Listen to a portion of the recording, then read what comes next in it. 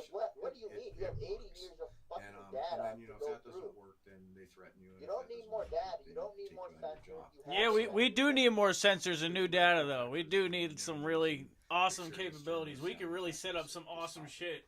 And, you know, I want to develop some shit. We already have that, though. Yeah, you're right. But we could also add some cool capabilities like VR and just keep on improving the technologies as they come out to the best of what they can do. At any rate, yeah, if we say, okay, we give you new sensor data, then they're like, well, this sensor doesn't work. We need newer sensors or better sensors for this parameter and that parameter, and it just never goes on. It's a cycle. It's a vicious cycle. We should make a public sensor gathering. We should gather funds and make a public you know, I'm like, public whatever, accessible live feeds with like AI detection, kind of like the Galileo project, but accessible to everybody on the internet instantly. Nobody knows who's going to do it. Yeah, you would come up missing real quick if you did Not something that like many that. people Yeah, know they what would the shut you down. information is, if anything. Nah, knows dude. the whole thing. So There's it's just already a big- stuff one like big that. We mess. just need to add a few different more Do you think cameras there and is a fear AI of tracking and losing shit. Like, control over this subject, and maybe that's the reason why the government is playing the game. Geospatial data. We Well, can there's have certainly, whatever and, sensor you know, we we discussed want, but this our in the film, sensor wouldn't be able to. that has we're talking about satellites. I think we should get satellites too. have this information. We should definitely go for satellites. If you're Lockheed Martin and you receive some materials with some properties that help you to develop coding. But the thing is, I don't think we'd be cleared for that. I don't think that we'd be cleared for doing that. I don't know, man. Because like you know about Deep Prasad, you know about Deep Prasad. It's not getting out to the world because we have an entire planet. Yeah, he's been trying to get the his satellites to clear. They think they pertain to national security. I thought they were gonna be for UFO surveillance, and I was going around to everybody telling people that it was for UFO surveillance, but I guess not. I think it's like for weather or some shit. Empowering this planet or not empowering it. I don't know, man. And so this is a very complicated issue. A lot of tests But they're just trying to get cleared for that. They might have thought that they were gonna use it for UFOs or something. I don't know. They're trying to get their So the license. people that have it have He's trying to get the license to launch.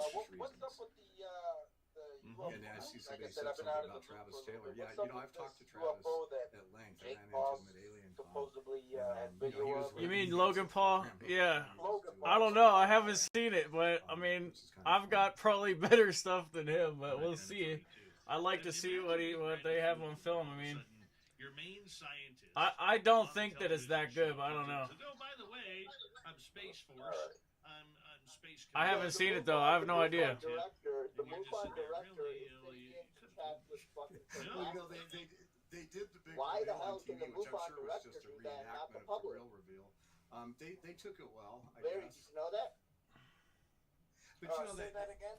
What'd you say? MUFON's right. The MUFON director is sitting in with cozy chats with Sean Kirkpatrick. And okay, like these are common sense questions. You know, This is honestly, about China and they Russia didn't and sound like they drones. knew that much. Why are they They letting don't a know the whole civilian story group either. that has no And maybe they national security What do you background? think about that, be though? within these As we get about meetings? 3.5 It's not minutes about to go China here, and Russia. Ron James, Accidental Truth, is his new movie out. What do you think about that, though? Because, like, you got Lou Elizondo, who, you know, was working for Space Force. He's now in a different department. Travis Taylor doing the same thing.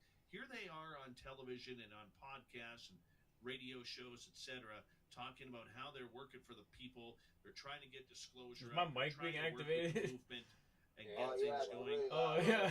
Okay. Here they are taking all of these secrets from Space Force, Space Command. It really, to me, felt like they were talking out of both sides of their mouth at the same time. And I'm not Well, saying I that to be guess insultive, He hasn't but talked to I just Luna don't in a know long time, where to has he? take them. Ooh. You know, where on one end they're saying, hey, we need disclosure, we need to work on this. Here I Oh. am, I'm helping the cause. But Yeah, on the flip dude, side, yeah. they're also helping Good the luck on your government trip with with Lee keeping tomorrow, those Thomas. secrets. Oh, that'll be a Well, good one. Colonel John It's like Alexander in is in my Weaponized movie, when and he was probably one of the first and then go front-facing on to guys go who would go to and UFO they pack conferences up and and wave to they everybody go and say nothing on to the see field here, trip. but It's you know, gonna I be think like we should that. be looking at it. It's And you know, awesome. being this friendly government guy that knew some things but wasn't going to it tell would be him, good. but it was okay that Yeah, he wasn't going to tell I've got us. a But we list find of out some later, we questions find to go out in ahead and Accidental ask. Truth, because he admits it, that whole time he was running one of these programs. You're really that he gonna was go, denying Thomas? even I'm so existed. surprised. So, Where? and you know, it's the Where- same where- thing I what suspect. kind of with some trip? of these Okay, how do other I people. do this? Once you're I got a working, phone call tomorrow. once you're at a level of classification and clearance, two things are true. One is that you How many are people can you a put up patriot. here? You are doing what It's you're a doing. nice You're building duty you got bound. going on there.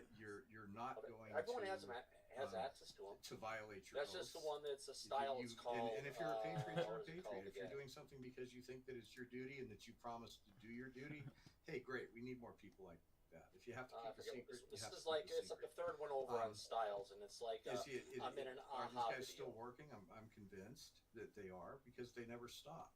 And so they're All right, Thomas, instruments well, I have to go of to sleep, some man. type of Good night. disclosure. Good But luck. it's not the disclosure of the That actually full works truth pretty of good what's on you, been going Chris. on. It's the that we need to be fed to This fit guy's the seeing you, day. Chris. because Yo, we're ho, a very ho. short period of time away from when somebody's going to land on Mars and actually realize, oh, wait a minute, this is man-made. Yeah, same This here. is artificial. What do you got, rum and we coke? just can't, with the commercial exploration of space, Dr. with the Pepper, Webb strawberry, telescope, and cream. with so much Oh, wow. technology that's not in control of Never government, had that before. it's How is only it? a matter of Pretty time good, pretty good. until somebody stumbles across something that they can't Nice to contain. meet you too, whoever And said so that, by they've the got way. to do something, some form of disclosure, that they can't tell us the truth about what they've done, because some of it borderlines on a crime against humanity, and there would be a demand for accountability. You know, how dare you keep this technology from us? It could have saved the planet. How dare you do this? You know, what is going on with these, So I just hit the mute button on you. these things, mostly It's hard to technology talk over that would television, have so. Oh shit. would have changed the world. Well, I mean, we Yeah, can we'll see argue where the the whole thing patriot side goes of with everything, but the conversation public tomorrow, still, where it's going to take and everything. frank from sense, there. I think, has a right to know of what is truly going on. Do we have crash retrievals? Do we have aliens? Have And, we you know, made ever since they contact? took all the these are different all filters and everything out of multi-million-dollar Snapchat, Google's been questions bringing that it, putting we it know into are being dodged. their, And Ron, I'm going to get you to hold on right there, because we are going to go to break here at the top of the hour. Chris, And Apple as Random has Guy their says, don't VR trust platform anyone getting ready to who come gets a out. government check. Source. I get a Yeah, I got a government buddy check. working on that for like a couple years now. Thanks, Random Guy. And, I appreciate it. That's he's why we actually say the hello husband of my to all of the ex-wife's agents and best agencies friend, tuning us in and he tonight. got a job there working on VR, and I was You've asking got him my all phone about it. number. Give us a call sometime. And he couldn't tell me Spaced Out anything. He's Radio. been, like, With tight-lipped. Ron James from MUFON. So, Accidental and what about, Truth. And this year at WWDC, which is about a month away, June 6th or so when it goes on, they're supposedly gonna go ahead and announce Reality OS, the platform and everything. They'll probably go ahead and sell an initial model to developers only, and then that'll be the initial launch, or maybe something before it comes out, or they'll do something like what they've had with other platforms, where they go ahead and sell a developer unit for people, And which if you you go want, ahead we and can turn go it in into a certain talking a time little to bit get your about money back. MUFON and what they've been doing. Right. You know, we've been very instrumental in Washington. I'm interested, curious. Oh, same here. I haven't been able to talk about Mortal Kombat machine?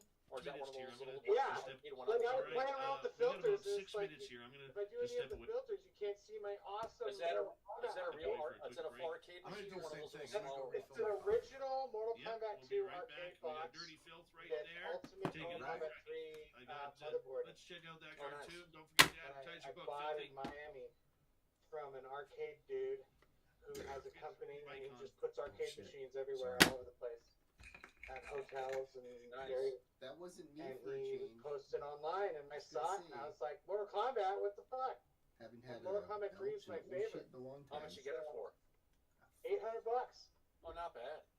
Yeah. Sorry, That's a good And price. yeah, it needs work. The sides don't have the it side was kind of a hat trick affiliate decals. if you think about It's You all can get black. those on eBay really Yes, pretty cheap. and he even said like he feels bad for like painting them black, but that's okay. But it has a really nice, like the board on the top with the decals Anyway, and the go to buttons and everything, filthy.com, and the front with the midway and everything. It's really nice, and the insides Buy my work book. pretty much. And he Buy a took out the calendar. old monitor Buy a and print. put a flat Buy screen, one for your mom. so it's not nice. so heavy anymore. Phone your mom and And tell you as well. yeah, I mean it needs a little bit of work, little dabbles here and there, but And it's then- kind of like a side project for me. So. Nice. Go to Las Yeah, Vegas and I still have wait for Tempest some- in my living room. Find me, I'll give you Nice. tattoos. And then I got this. Unfortunately, they won't It's allow a- Blob to come with me, a so there bench will be with no Blob flames on it. tattoos. Oh, nice. So he Which watches works past perfect basically with every the day. arcade. With Mortal Kombat, yeah, it does. She can't hear anything. I'm actually kind of proud of that bench. Yeah. It's cool. Shit. Eventually, I'll have to get it up. I'll plug it in again and get it going. Yeah, it works. It actually works. And like the neighbor kid came over the other day. He's like 23, and we came like taking shots of rum and like playing Mortal Kombat. Okay, And he doesn't know Mark, any of the wasn't me. moves, and I'm like, I don't remember any of them either. And like we just like hashed it out. I did not. And then the screen started flickering, so I think the wire in the Not any back to the fizzy monitor's bubblies in loose, my so I guts, gotta no. Right. find in there. After That's the it. drive across country. Yeah, the so. one I have for Tempest still has an old CRT display in it, Oh, and it's got an old, so it's got an bad. old fucking Windows PC that I haven't turned on in years. That's awesome. Yeah. I almost bought Simpsons, the Simpsons arcade game, because he had that too for really cheap. It was only like a couple $100. But like, remember Simpsons? It was Yeah, like of course, 4 players. Ninja Turtles. Yeah. Like the decals for the controls and everything were just nasty. It was trash. Like the whole thing was trash. Everything needed to be redone. And so I decided no. I think one cabinet's enough for me to deal with, especially in a condo in Miami, you know, like North Miami on the beach. Like there's only so much I can do. So I was like, but I did tell him if you can find Tron disc of Tron, you know, like remember with the black lights and the like voice laughs at you and everything, and like like if you could find that, I would actually buy that too. But I never heard back from him. So kind of like me and Blasteroids. If I could ever find a version of Blasteroids, I'd buy it. I missed buying it from a garage sale around where I lived years ago by like 30 minutes. Cool. I was actually like one of the houses nearby where I live was actually setting a garage sale, and I came there after the garage sale was over, and it's like, oh my God, are you selling this? Oh yeah, it's sold already. We got the person waiting for them to come and pick it up. Yeah, these cabinets are like I actually when I moved here I had to get a special kitchen appliance dolly with the strap and everything just so it's so fucking heavy. It is, but it isn't. It's weird. It's hollow, but like you just need the special kind of mover machine. Yeah, like for a refrigerator to pick it up and put the straps around. Yeah. And once you get it up and everything, it's not so bad. Then it's fine. Yeah, and like you can get it in through the doors. I was worried that the doors here at this old house are too narrow, but no, it's been perfect. And it even has wheels on the back. Yeah. And so it's like, yeah, you can actually wheel it around and stuff, but like it's just so awkward that you got to get that special dolly. You can't just use a normal dolly. So that's the only thing, and which I'm totally cool with. Like, so we could make a comeback on Apple VR, but got to do something that's going to go big and intense. Well, you want to make something, dude? I've been talking about that with Wes Decker on and off about wanting to do something for Apple VR. Haven't we, Wes? Well, I'm down. That would be awesome. Let's talk offline, man. I'm down because I got a couple ideas I've been working on. I think it was. And I decided to. Do I keep focusing on working for someone else, or do I actually? Because I have a lot of money saved up now. Do I actually like focus on myself and invest in myself? Because I'm at that age now. You know, like, do I keep working for someone else, or do I finally do it myself? Yeah, I'm happy to chat with you. I mean, Thomas can tell you my background, but I'm ex-Apple and how much I extra was to CEO have of a software something company for a while. exclusive So. to freaking In Miami, I was desperate. I actually paid the $40 on Craigslist and did a post saying, "Is there any engineers out there that want to work with me? Like, I'm totally open." Make sure you're doing your pocket change. And I got a couple of bites, but they like one guy ended up 10 being pieces of someone who original artwork. was kind of sketchy and weird. I mean, like I hung out with him one night and like. Here we go. We talked about ideas. I haven't signed an NDA, but like it was kind of fun. But it was kind of sketchy. And then this other guy, like, he was in Canada. I'm like, I'm not gonna work with you in Canada. Space Out Radio's website has our store open. Here No, we go with he's like, tell me your idea. And I'm like, I'm not gonna tell you my idea. Like, it's like, oh, you want to make a game? Let's make it. I'm like, yeah, but I don't know. With Dave Scott. Follow Dave on Twitter at Spaced I Out might have Radio better luck here and now that I'm in Facebook Spaced California. Out Radio Because Show. California, Here we go with hour number 2 one of Space entire Out giant Radio gaming tonight. state. Thank you In so Florida, much for there's joining us. nothing. My name is Dave There's Scott. Very nothing much in Florida. appreciate earning There's your nothing listening that has ears to do with wherever gaming you at are all. on this beautiful It's all planet fake we and call lame. Earth. There's like Hello one to everyone studio, listening there's in one on our guy, and he terrestrial wants one affiliates around specific North America, role, and digitally on like Odyssey it's been Radio, like wanting it for TalkStream years, and I've Live, been and talking to him. He doesn't want it. KPNL. It's like All of whatever. our archives are So, free. Join us at youtube.com/spaced out radio. Do old Damien the favor, hit that subscribe button. The desert clam has set the password for tonight. Yes, all our space with travelers your club. beanie in the eyes and their flappy little Zanero head. is your password. Use it wisely, I have space all the sound travelers, effects from as the handheld clam games sets the around here somewhere. password each and every night, Blink, right Canada, here on Spaced and Out they're not Radio. even a Our real country website anyway. is spacedoutradio.com. We have I love the sound effects. Rock out to Bumblefoot, read the news wire, check out our swag as well. Follow us on Twitter at Spaced Out Your Radio, sound effects are great, Instagram Tom. at Spaced Out You're Radio really Show, Well, these are like the and on sound TikTok effects from that. at Those are Spaced Out slugfest sound Radio. effects. Before we bring Ron James back from MUFON, just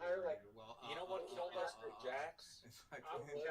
Yeah, like that's hot. Of a hotness level. I know, but you know what killed us with The idea Jax? that you had somebody like Matthew Modine, who is a their very advanced plug and accomplished play actor shit. himself, The Disney you know, games come we in did and the do other this. stuff where the hardware I mean, wasn't I always working like and it all when I that see shit. They these started doing movies. motion, and we did a lot of that with Santa Cruz They games. love this subject. Ultramotion, whatever it was. Oh, Yeah. yeah. What was it Doodle, like working with Ultra, him? whatever. And what I was called his it real Doodle, interest but in this? whatever. Yeah. Well, he'd had an encounter, and yeah, we lost that. We got That to him sucked. through a Comic-Con. Yeah, and we did all that. That's where I and went. Found out We about did the so much industry. stuff There's a for them little and everything. story. They Originally, just took their business and we went were someplace else. recording Steven's Nothing I could do about it.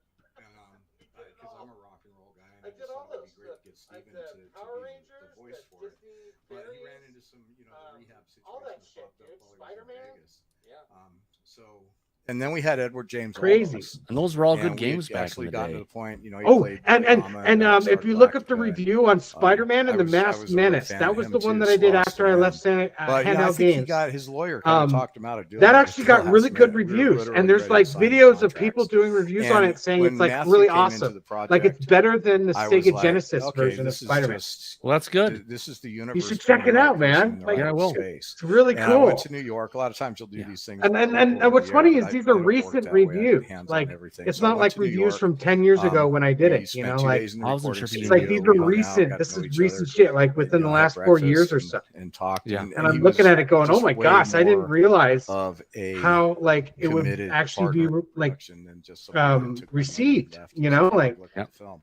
He's like been you look at backing like it. He's been Spider-Man tweeting games about it. and He's been stuff, and talking like about it. He's been very like on good Reddit and stuff, and helping it's us like get Spider-Man and the that. Masked And I Menace just plug and couldn't play is like have, up top, couldn't have done better. like above Sega All right, Genesis favorite and Matthew shit. Modine. Like I know, and we crazy. did it on this on this hardware platform and everything. Man, Yeah, we had a great engine technology we Full put Metal forth back Jacket in the and Memphis day Belle. that could do it was so the many ROM great budget. things. Well, you It know, What? Full was they Metal were Jacket was generous with the obviously his ROM breakout budget. film. And also, I had I this think really some of the cool series was programmer good at too. I Santa think Cruz what he Games did in who was just in amazing. Stranger The guy Things was blew me awesome. away. Like he did the For those C who don't plus know, he stuff played that Papa was in that show. But I like think that I couldn't even. I sat with him every got a day, and it cameo just role blew in the me away. upcoming Like it was Oppenheimer incredible what he movie. And did with guess the who he physics. plays? Yeah. Vanover Oh Bush. God, those were the days. Yes, back in the So, day. when I was having breakfast with them, I'm like, dude, What program do you use for you streaming? played a government Me? running OBS. or a scientist Oh, running cool. a top secret government Same, program that's what I in use. Stranger Things, and you don't even know it, but you're playing Cheers, one of Tom. the alleged members Oh of God, the yeah. Oppenheimer Cheers, my friend. Oppenheimer movie. Kicking shots. There you go. I Cheers. just thought that was a heck of a Mountain Dew. coincidence, and I lined him out. Yeah, there you go. James No, I've got a Mai Tai here, so Vanover Cupcake's Bush falling was, asleep already. and, Bam. it's one of those strange It was a busy day things for her today. has some weird synchronicity. What is this, Monday? Happy Monday. Out of everybody May in 1st, May Day in history Seattle. who You know what heard that's this usually film, like. Accidental Truth. Was there a piece of You know what's audio really or weird is video when I was road that tripping didn't from Miami make it to the film that you California, were like, the last like 12 hours of my I trip wish, from I wish, Salt Lake somebody City had told me to Northern this California, I had to go through straight Nevada, off the record, and something the along those only lines. radio station I could get was AM No, 1000 or I actually 10,000 or whatever, and it was a Seattle station. and I conducted the interview. Really? So like I'm going through Nevada desert in the middle of the night, and it's like a road that goes 100 miles, and it's just straight. And I'm worried that I'm gonna run out of gas, and all I can listen to is Seattle radio. Oh wow! I thought AM 1000 was from Chicago area. You thought what? I thought AM 1000 was from Chicago. I AM 1000 on the radio. I'm telling you, on the U-Haul, I'm driving white knuckle, like, yeah. oh my God, trying to stay up all night, driving straight 100 miles, and it's just like I'm getting Seattle radio on AM 1000. Yeah. Hey, Grandmaster, I've got some things to talk about with Chris. You mind if you drop off? Oh shit! All right, okay. Thanks, buddy. Oh, okay. Oh crap! Here we go. You don't see that in the trailer, but you see it in the film. It's a blatant admission of studying classified materials of unknown origin that he didn't mean to tip, and that happens to a few people in the movie, and they're all good sports about it, most of them. When you go through this movie and being the guy who has to put it all together, you got to be your own worst critic on how to put it together. Was there a quote like you just mentioned with Gary Nolan that really kind of punched you in the stomach that was like, man, this to me totally seals the deal that there is this major cover-up of ufology going on, and this is never going to see the light of day? Well, it's when I was interviewing Lou, and he said the line that's in the film, where he basically confirms that there is a they. That was a very poignant moment, and in the room, there's a couple other people in the room when we shot the interview, and you could have heard a pin drop, and we didn't know what he was going to do, because that was like gotcha, and it wasn't a like an antagonistic gotcha. I wasn't like, trying to be mean or anything. It's just that he said something, and the follow-up question was obvious. It's like, well, what are you talking about, dude? I mean, what do you mean they're from somewhere? You mean there's a they? Yeah. So that I built the whole film around that line at first, and then just more and more stuff started coming in. And then, of course, I had Dr. Michio Kaku talking about some very specific technology. So we have a secret classified, recently declassified report that's studying something like traversable wormholes. Well, we have Dr. Kaku, who's arguably the world's most famous physicist, saying, hey, what do you think about traversable wormholes? What is the scientific validity of it? And so he chimes in on some of these esoteric technologies, and how legit they are, and how likely it is that we'll actually have them one day. And the answer is generally, yeah, that's possible, but it's not for us, not now. And so, this film's got an all-star cast, pretty much. You want to find out about Project Blue Book? Hey, bring in J. Allen Hynek's son. You want to find out about the New York Times story? Hey, bring in the guy that wrote it. You want to find out about the recent government UFO programs? Hey, let's just bring in the guys that ran them. And the whole film's like that. And so it's like, it's a perfect mix of people to tell a very specific story. This is a film that if people really pay attention to it, at least in my opinion, would get angry, because you are bringing out the entire subject of the cover-up, the lack of media coverage, the way that they are trying to form a narrative. In my opinion, it's not about disclosure. It's about confirmation. Disclosure to me means we're disclosing everything from at least Roswell on up. Should people, once they watch this, or will people when they watch this, be a little bit furious, maybe a little bit emotional about it? Should they show that emotion? Well, I was. I mean, the only way we're going to get real answers from anybody is to stand up and demand them. And the only way we can do that is to make sure that our politicians know that we're aware, because a lot of those guys are on our side, because they're being lied to also. I went to, and tell you, Congressman Tim Burchett is in it. He's made a lot of public appearances about this, but there's an unpublished video that I haven't put out yet, where I go to his office, I set up 2 cameras, and we start this interview, and one of them has both of us in the shot, and the other one's just got him in the shot. And I spend the first 10 or 15 minutes of the interview lining him out on everything that happened between Roswell and now, as far as Mother's Day programs, is 12 days. how they got discovered. When it's all said and done, he's like, yeah, man, I know. I'm a fan of this stuff. I know a lot of what you told me, and some stuff I didn't know. But they know, and it's like, but they're limited too in what they can do. And when I was making this film, there were many, many days when I literally would just put my head in my hands and just shake my head. It's just watching these guys. Because one thing you'll realize about the film, the first time you watch it, it's like, oh, wow, that's pretty cool. Look at all these people doing this stuff, but then, you start to realize that some of these people might not be as friendly and caring to the topic as they choose. And then, but when you watch it the third time, you realize that a whole lot of people that you initially took at face value are not being truthful almost every time they open their mouth. And so that's the beauty of this film. That's the other reason it's called Accidental Truth, is, it's between truth and denial is where you find the accidental truth. I got the Aqua Rolex on my wrist, boy. But yeah, it's definitely a film to watch 2 or 3 times. And unfortunately, you get review bombed by people that don't want to see your film succeed. So that happens right out of the gate. Ron James is fucking awesome, dude. Everybody go buy his movie, dude. This is not a film that you can just put on in the background. You have to pay attention to every minute of it. The people that have really watched it are rewinding it and replaying some sections 3 and 4 times. And then there's other people that are like, oh, there's nothing Everybody new here. go buy his movie, dude. It's called Accidental Truth. It's really high quality production. Probably the most high quality production you're gonna find. I haven't seen it yet, but I just know it's gonna be high quality. And I seen the trailer. That shit was crazy. Jumped in feet first. He's the best, man. For everybody. He's the best in the game right now. we've talked about this on this show a couple of times over the past 6-8 months. To me, we are really seeing a truthful battle between Best elected in the movie officials production game and right the now on our military-industrial team, man. complex when it comes to this subject. And on any the team. military doesn't want to give it up. The Navy said, has basically said, we're not giving it you anymore. We're the best All right? yeah, Play team, the game. But I mean, this seems like a real battle. One of the first real battles that we are seeing between politicians and the military-industrial complex. Your thoughts? No, that's absolutely true. The the new legislation basically says that that the military has to turn over all of its records about this stuff to Congress, going back to 1945. And that was initially 1947, but MUFON was actually behind the scenes on crafting some of this stuff. And when people say, what exactly did you guys do in Washington, D.C.? One of the things that we did was got that language changed from 1947 to 1945 so that we couldn't let them whitewash Roswell, and we had a little bit of breathing room before to cover some of these other things that happened.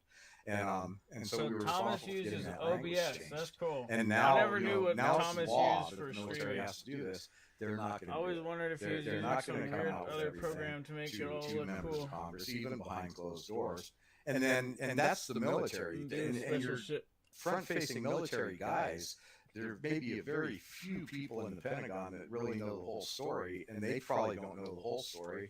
And most of the other ones just know bits and pieces, if anything at all. And then most of the mainstream front-facing military guys have just been brainwashed and ruled by the ridicule factor. They know nothing, and they think UFOs are silly because that's what they've been told. I love combining I mean, those that's two videos. what way to Man, keep it the makes it military awesome out visual, man. of poking their nose into something that's being managed by a shadow group psychedelic elsewhere vision. than to just threaten them with ridicule. And it's worked. 4 minutes to go before we got to go to break at the bottom of the hour. Ron James is here. Accidental Truth, UFO Revelations is his movie that can be found on any streaming service. What do you think the military is hiding? What do you think are the secrets that they don't want to release to the public? My background, basically, I Well, combine. when you say the military, I combine two videos. Or the let's just say that back in the beginning of what we call the modern era of the UFO, it's like all those colors you see, and then could there's have been the MJ visuals. could have been another that group, you but see, there was a group like that, which are also and their those job was colors to manage too. this information, But then they're manage mixed, public blended perception, together. and whatever Very secrecy cool was visuals you decided see in the on, they background. were going to do it. And so over time they became less and less accountable to anybody. All of the information got put into private industry in bits and pieces and compartments, and very, very few people knew the bird's eye view of what was going on. And from that has sprung all kinds of technologies that we don't have access with to. a bunch of cool UFO and scenes. so it's almost like a whole separate thing, a flying. whole separate civilization, almost like Richard Dolan says. And the thing is people are out there right now listening to this probably saying, yeah, but we know all that. But we're giving you the paper trail that all but proves it. And we're showing you information cross-referenced that paints a story that is basically being admitted by the government's own publications, their own FOIA releases, their own words, when we cross-reference it with everything. So it's not the typical UFO documentary, and some people will say, yeah, well, we've seen stuff in there before, but this is it doesn't end up getting spiked by sensationalism. Oh, by the way, here's a very logical, well-crafted argument. Oh, and we've got submarines in space. Maybe we do, but I'm not going there. What we can prove in this film is compelling enough, and that's kind of what it is. Kind of off topic, but still along the same lines. Thank you, Hunting Aliens, by the way.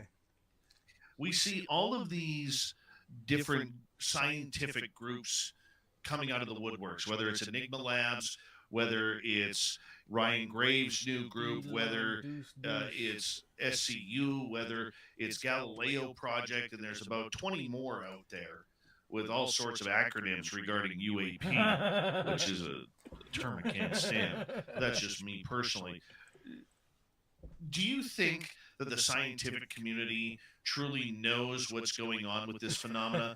Do you think that they are as invested in this as, say, someone like a Richard Dolan or a Grant Cameron or somebody along those lines in their knowledge of this subject? No, I think the broader scientific community is still completely in the dark and skeptical. You know, we've in science we've made the progress step of, you know, most scientists will agree that there's probably some sort of life in outer space. You know, that's a stretch just to get them there, but it's pretty close. But as far as you know, all a huge significant percentage of worldwide scientists actually suddenly jumping on and going, oh yeah, there's UFOs, maybe they're aliens. That's still a very, very tiny percentage of people, although it's growing. One or two. There are so many scientists that are, as we got about a minute to go, that are saying they want the public away, they want MUFON away, they want everybody to stay away from this subject. Let the pros do the work. Well, we're not finding that. We're fine. We're very well received in Washington. I think that now there's too many people, too many organizations popping up out of nowhere that suddenly want to be the pros, you know. And at the end of the day, hot chicks with their pussies out, man.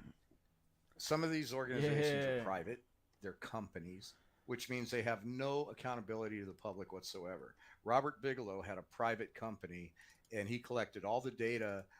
Before the DIA got involved, the National Institutes of Discovery Science, all the stuff they discovered at Skinwalker Ranch, all the UFO research they did before that, all the information they bought, all the people they paid, and that information is not seeing the light of day. And you look at some of these other groups, they're corporations, they're businesses, they're for-profit. Why do you want to give them your information? That's right. Ron James, his new movie, Accidental Truth, UFO Revelations, streaming everywhere. Make sure you check it on out. When we come back, what is MUFON's role in this? I think the two videos that I'm using to blend to make the psychedelic background is called Psychedelic Colorful Ambient Waves, Trippy Blurred Video Background Animation, and Fractal Animations Electric Sheep. Made for us here. Shall we? Video only, Yeah. 1080p HD. I'm a fan of his work. Let's see here. Golden Boogie. Identification, please. Oh, it's the Vegas party. Look at that. With a nice picture of Butch Witkowski on the nightstand. Love it. That's Love pretty it. cool. Yeah. We're making sure that we only allow weirdos, creeps, and cryptids in the joint this time. I love it. I love it.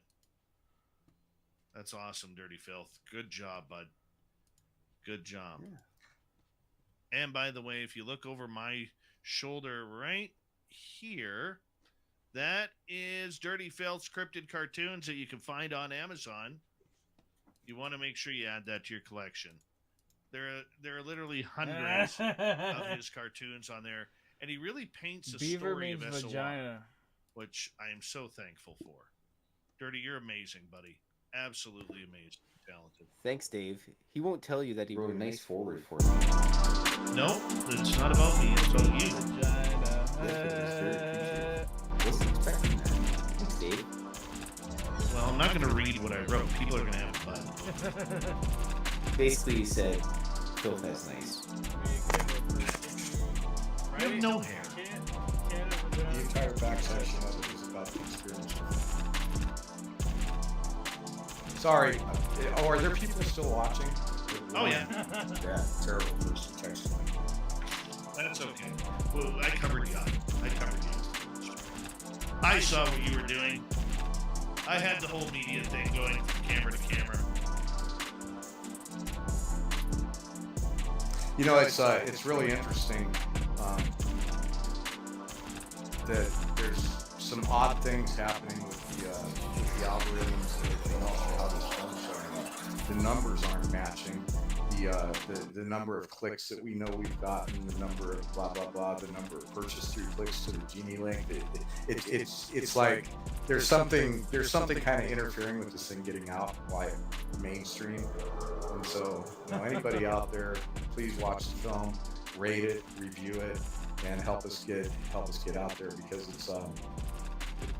it's definitely doing well from what I understand. It was as high as number 2 on the iTunes charts for documentaries, but it's been like there's just weird stuff happening out there in the ether. Oh yeah. Yeah, normally, you know, we even noticed it on our YouTube channel, man. Like, all of a sudden, back in September, October, we were starting to hit, and I've never done this on my YouTube channel. The 1 month, it doesn't sound like a lot compared to other channels, but the 1 month, we had 1,100 subscribers. Then all of a sudden, out of nowhere, we were hit with a bunch of musical copyrights, which I have Ron Fall's permission to use his music. And when you start getting hit with copyright infringements, they say it doesn't affect you, but it does. We went from getting, you know, between 40 and 60 subscribers a day, 5. Wow. Yeah. It was pretty wild. Yeah, and we really haven't recovered from that. It's still up and down, up and down, up and down. Like there's no plateauing, right? Well, YouTube's tough. You know, I have a channel that I've been doing most of my posting on MUFON's YouTube channel, and I have another one that has 10,000 subscribers, and they demonetized it because I didn't post over a certain period of time. But they sent me a warning letter saying if you just need to post something. So I did. I posted a bunch of episodes of some shows I did, and then they demonetized it anyway. And it's just like, okay. And, you know, you can't talk to anybody anymore. No, unless you have, I think, 100,000 subscribers, you cannot get anybody on the phone on YouTube. Yeah, and you know, I run MUFON's YouTube channel. We're up to 90,000, so it's a little bit further, and we'll see what happens when we earn that silver plaque. But yeah, there was a lot of problems with the release. They screwed up the metadata, so that everywhere the film got listed, Persistent beaver vagina. And you know, just stuff like that just makes you shake your head. Oh, I agree, man. I agree. We got about 40 seconds here. 40 seconds. I wonder if I should use my Me too, other man. fucking things. This I'm thing's here kind every of hurting my night. ear. I got nothing else to do. Nothing. Except talk weird stuff. Go chase down Bigfoot. Shit. I wonder if By the my way, iPod audience, I was able headphones. to get to my Bigfoot spot. Just so you know, I was there this weekend. The snow is gone. That's These are pretty like awesome. really ergonomic. Nothing yet. We'll get them back. Here we go with the next half hour.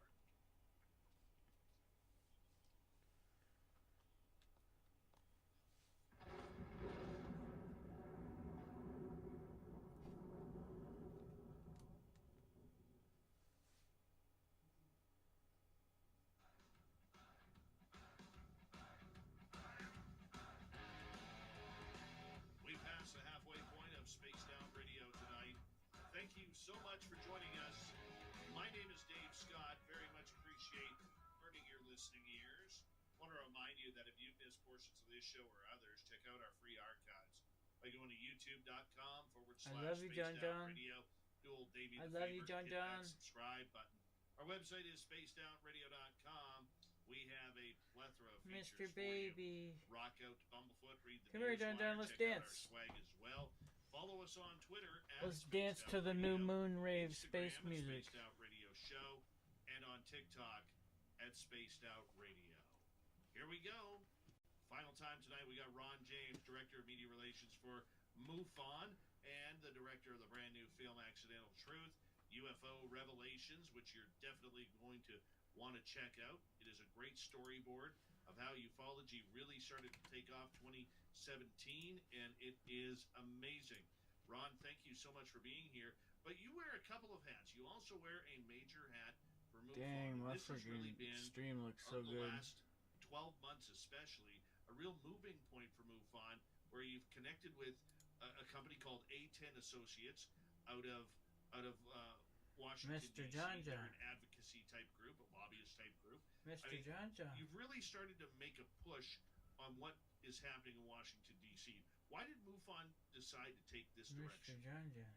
Well, you know, MUFON has always looked for different ways to better serve the public, and the way I got involved with MUFON was Mr. John John. approached them about taking their Yeah. material and putting it into a Kitty. subscription-based online channel and bundling it with MUFON membership as a value-added feature, and also making it something that they could subscribe to separately.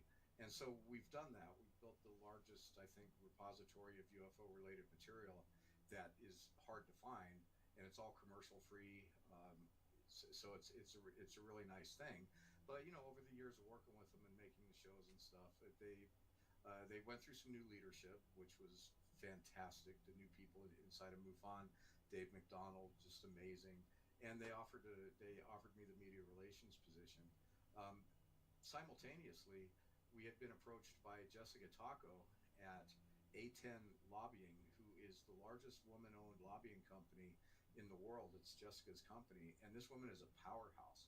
She's just absolutely incredible. She's plugged in Washington, D.C., and she brought us in. And within the first few months, we had literally sat down and had hundreds of meetings with sitting members of Congress and their staff about the UFO topic. And we, through the credibility of the organization and the way that Dave represented the organization, we really made some friends in D.C.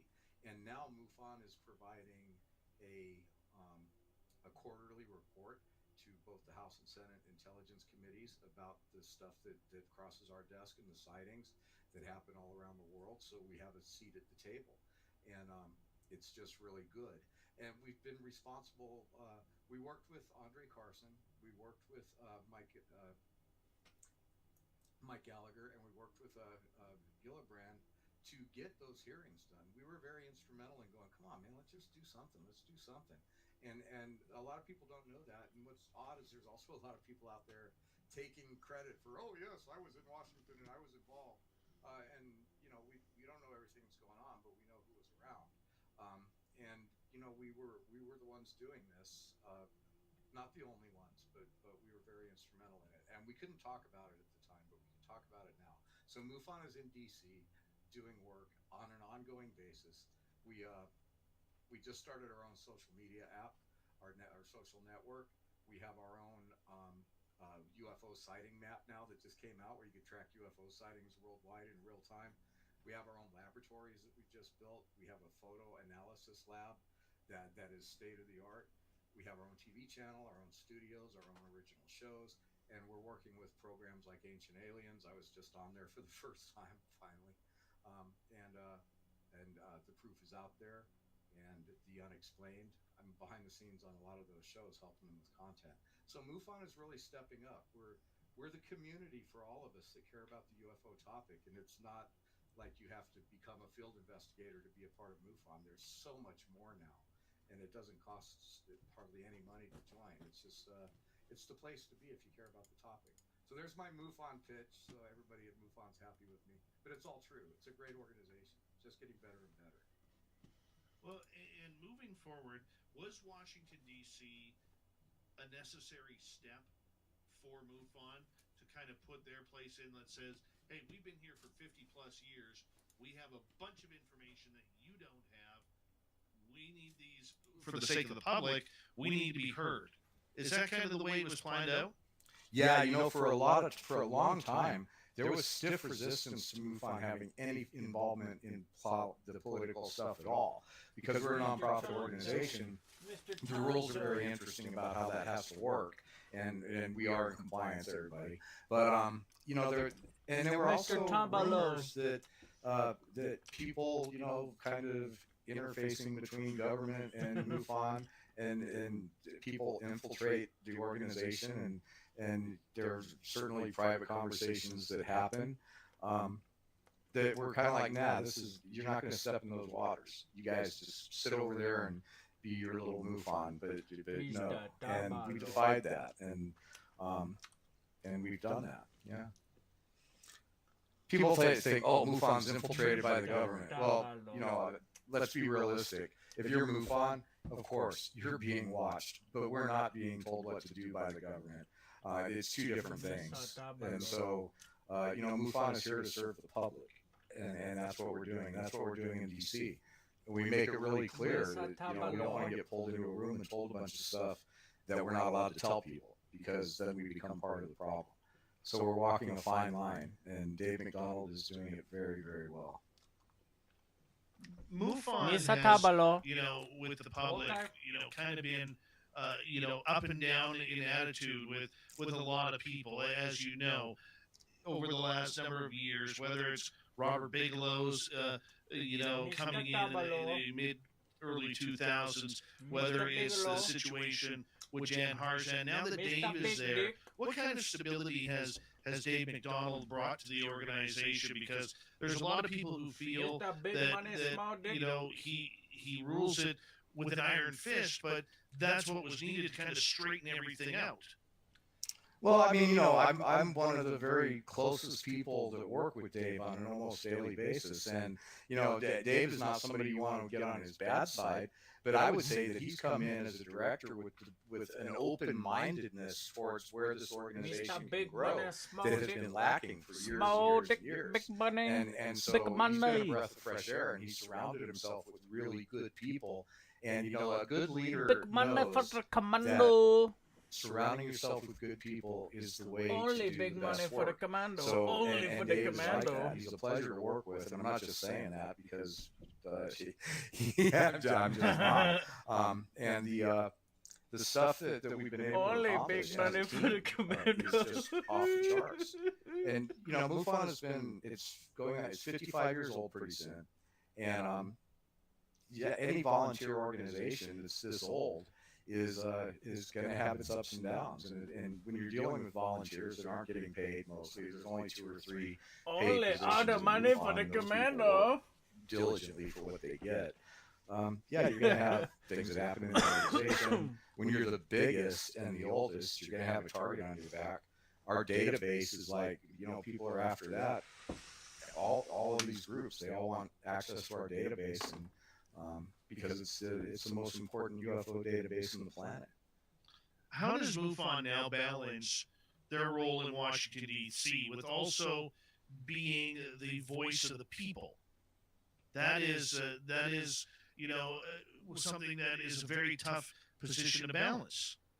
Well, not really, because we're going behind closed doors and saying the message of the people. So at the end of the day, it's like, what do you think we're saying to these guys? It's like, look, we all know that this is a lie. We know that the government has been covering stuff up. We know they're lying to you guys too. We need to do something about it.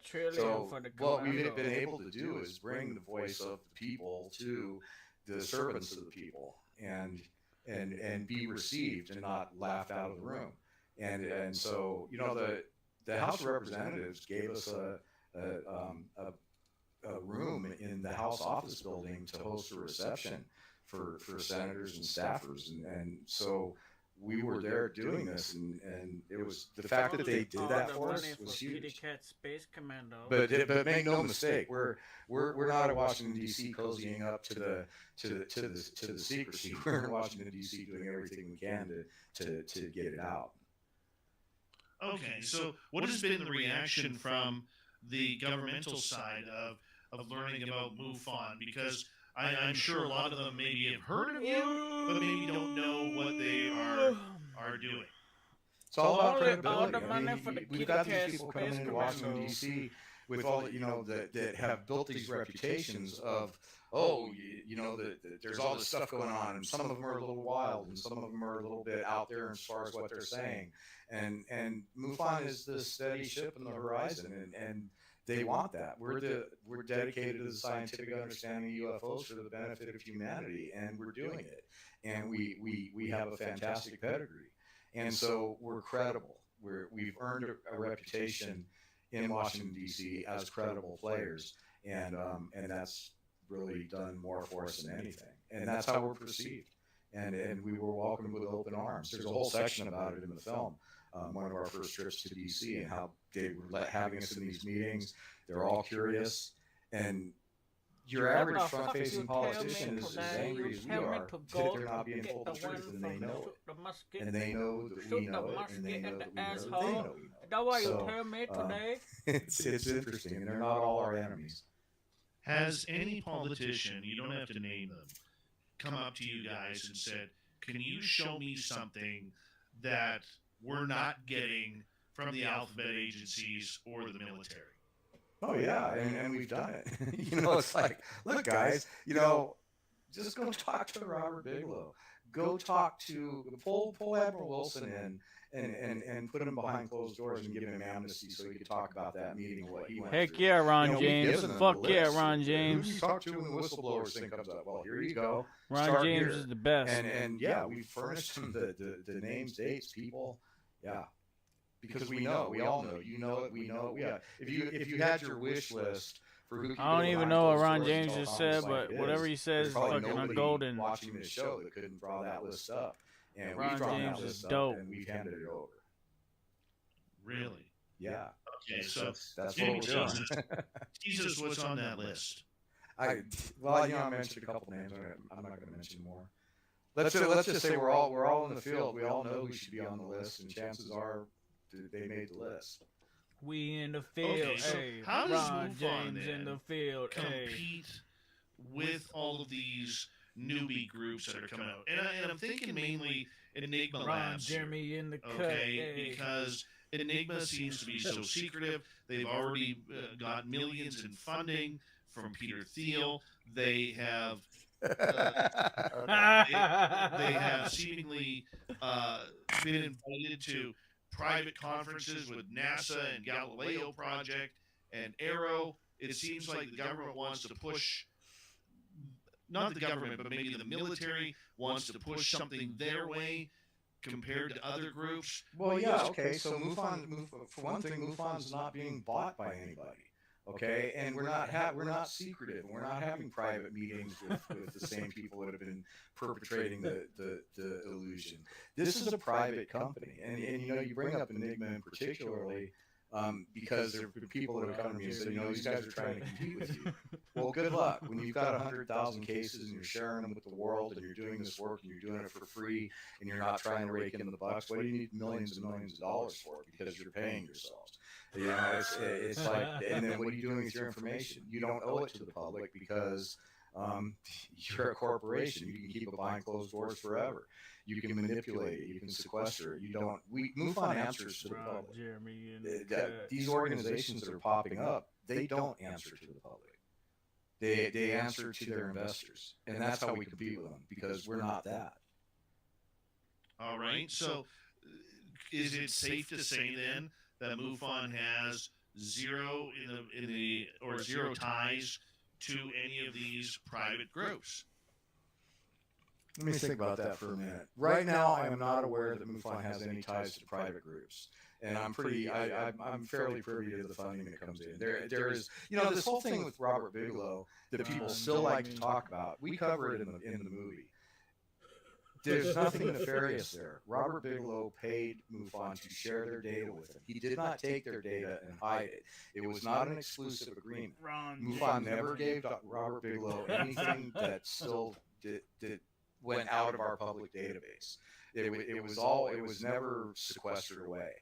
And when we and then they would pay our teams to do investigations, but that data was also, it did not go solely to Bigelow and outside of the public. There's stories like that, but I haven't been able to find any evidence that was the case. So like 10 years. Private groups MUFON. Sure, MUFON gets donations. Is there any private group pulling MUFON's purse strings and saying, MUFON, do this, do that, or I'm going to cut off your funding? I have no evidence of that, and I would know, I think. Okay, so question coming from Motoko here. Let me just find it here. We did a good job, boys. Yeah. Some of the best. Ron James. Disappears after executives are notified of it. Is this true? Ron James, Stephen. I hear these stories. Me. And, me, it's like. Myself, and I. What I've been able to ascertain about this is that sometimes we will get stuff that just doesn't even make it to the database. Not because it's some DC Disclosure Team, baby, represent. But because it's just not something that's worthy of investigation. That happens way more often than any of this kind of conspiracy stuff. But I can't answer for what's gone on in MUFON. I think he lives in Sedona, Arizona right now. There were But times when government was knee deep in MUFON, and so and they're still watching. We did the congressional I don't briefings know in that they have any DC. influence. If they do, it's a secret even for me, and I wouldn't be participating. We both did tech at the event. Because I'm not interested in being part of the problem. So they planned the event. Submitted some of the best UFO. It disappears after the executives are notified of it. Yeah, I've never seen a case. He where does a significant triple UFO A case plus was taken away class from performances the like for public Guns N' by Roses an and the executive biggest at artist in the MUFON industry. for the He's like a purpose huge. of hiding He's a valuable huge information. dude, man. Now there was the He's case done some where awesome shit. You know, some of the data that MUFON was awesome getting, there were productions. people within MUFON that did not want to turn it over to people that they were working with. That did happen. And he makes amazing movies. Like but his as far as fucking what his you're fucking describing there, I haven't cynics seen are on any evidence point, of it. man. Do you feel though that His that criticism movies comes are on along point. from a lot of people who may not know about MUFON, or like you said, Amazing are still living off cinematography. the years of Best 20 years ago, cinematography. almost now 15 years ago now, rather than adjusting to the changes that have been made. Yeah, I think that Ron MUFON James, has, it's got a best history. cinematographer, It's man. the biggest and the oldest, so it's Best has a target on its filmmaker. back. Every time somebody inside I haven't MUFON even says watched they don't this like shit yet, but I something need to that go happened watch within it. the organization, they go out and they run their mouths and they I should have bought it last night. I should which buy is it right now. typical human behavior. I'm gonna go buy so it right now. You have your share of that, and anybody that thinks they know about MUFON, but they haven't taken a look at it in the last few years, really should take another look. Absolutely, absolutely. 5 minutes to go here with you, Ron, tonight, and this has been so much fun. Ron James, Director of MUFON Media Relations. Wait, I got one for you. We got 5 minutes. Do you have your computer up? I do. Okay, Google Accidental Truth T-shirt. Accidental Truth T-shirt. Okay. They have stolen my movie poster, and there are maybe 1,000 places online where you can buy one of the T-shirts, and they're all bootleg copies. It's like I hope as many people have watched the movie as are selling my T-shirts. It's just hilarious. You guys out there. Oh, that's fucked up, dude. Hold on, there's That's fucked up. T Life Forever T Chippus. It's pages deep, dude. Oh my He needs to make his own awful. T-shirts, There's man. only one place to actually get an Accidental Truth T-shirt. And Oh, he's got the real I make one. these myself, so they're from me at accidentaltruths.com, and you can get mouse pads and all kinds of cool stuff. Accidentaltruths.com. You can get a real T-shirt from him. I see one more person talking about submitting stuff to MUFON. You don't get ignored when you submit reports. There's limited resources to look at everything. We absorb them in, we put them into our database and add them to our data, but unless it's super compelling, you might not get a call back. And that compelling means above average evidence. How do you guys, with 3 minutes to go, Hey, John John. the big question about UFOs right now is what is proof? Because everybody is a critic on filming, whether it's from your phone or your camera and CGI. Everybody is a critic when it comes to photographs and Photoshop. What is proof anymore? Well, That's, none of those no, things Kitty, are that's proof my anymore. pop But I mean, pie. proof of unidentified No, flying Kitty, objects. that's my Well, every pop time you see an pie. object and you can't identify it, that's pretty much proof that there's unidentified flying objects. Proof. Yeah, especially now that it's getting easier and easier to fake stuff. The stuff that we would normally consider might be proof No, is Kitty, not that's going to my be pop good enough to pie. be proof. It's going to take somebody coming out with some of this piece of technology, You want some actually burritos, bringing John a piece John, of with this some hot material sauce? like to a news outlet and saying, yes, this came from somewhere, allowing the scientific community oxycodone, access man. to studying some of these materials because we know they're there, and studying some of these pieces of technology and administering science in a transparent way. That's proof.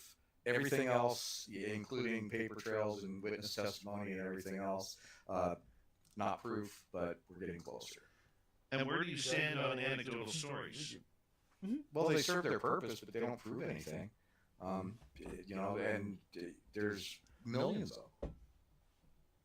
Millions of anecdotal stories. Now, does that add up to, well, where there's smoke, there's fire? Sure, but is it proof? No. The Debrief magazine said that my movie Accidental makes the most compelling case yet for crash debris and non-human intelligence. And I believe that it does, but it's still not proof beyond a shadow of a doubt. But I put the film together as if I was a lawyer presenting my case to a jury, and I think that they would vote to convict the UAP topic of being guilty. Hi, John. Are you a UAP guy? You don't look like a UAP guy. You look like a UFO guy. You want some heroin? I have, UAP actually became a phrase back in the early days of this. It's not like they just came up with it and it's new. Back when Kenneth Arnold just saw the flying saucers, they described them as UAP. So it just got kind of rebranded. But we talk about that in the film too, this whole rebranding. UFO, UAP. We're going to have new ones come up because it's not just the air now, it's the water, it's space, it's its size, its dimension, it's all this. I love it. We got 1 minute left, Ron, and I want to say a big thank you for coming on Spaced Out Radio for the first time. And it's been an absolute pleasure. We got to do it again, man. We have to do it again. I really just encourage people to watch the film. You can rent it now for as little as $4. Help out that algorithm, and then send me an email. Let me know what you think of it. You can reach me through MUFON Television, MUFONTelevision.com. You can find out more about the website at accidentaltruths with an S.com, or you can just go to the trailer on YouTube and 1091's page and watch the trailer and order the film. I mean, I made this for you guys, and I just hope you like it. Well, we're definitely going to push our audience over to the MUFON YouTube channel, push them over to Accidental Truth, make sure that they all check it on out, and be a part of, the conversation, because in the end, we all need to talk about it. Do you have the right links? Did Michael give you everything? Got those, yes. Awesome. Well, thank you, everybody, and I do hope you enjoy the film. It's won 7 awards already, so I know it's decent, it's good. We just need people to spread the word because there are people trying to keep it from getting out. We'll make it happen. Ron James, Accidental Truth, on Spaced Out Radio. Coming up next, we're going to head to Among the Missing. Something new on Spaced Out Radio. Then Tim Senor and Matt Ford will be here. Are you a little dinosaur, John? Are you a secret little dinosaur? Good job, everyone. Good job. Say goodnight to Ron.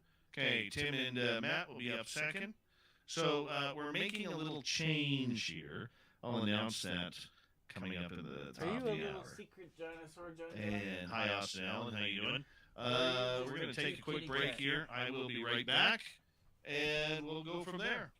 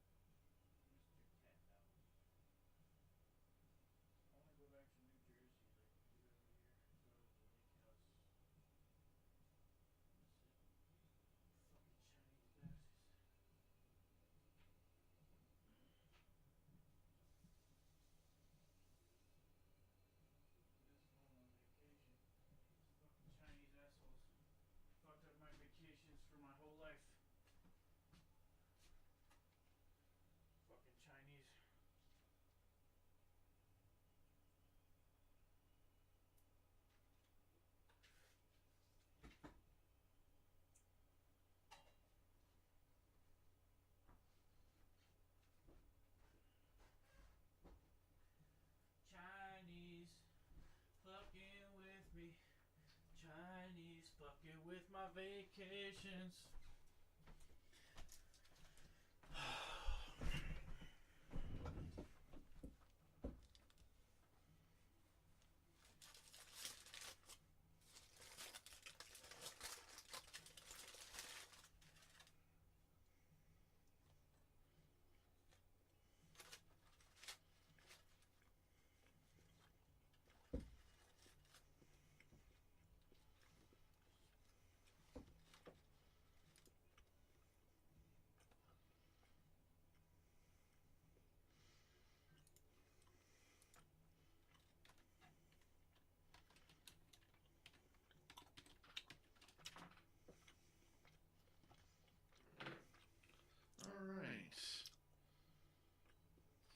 That was fun.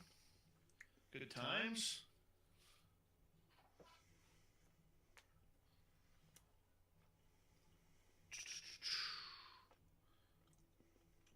No problem, Otoko. Thank you for listening, man.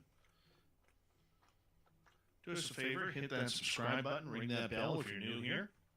We are here 7 days a week for your listening entertainment.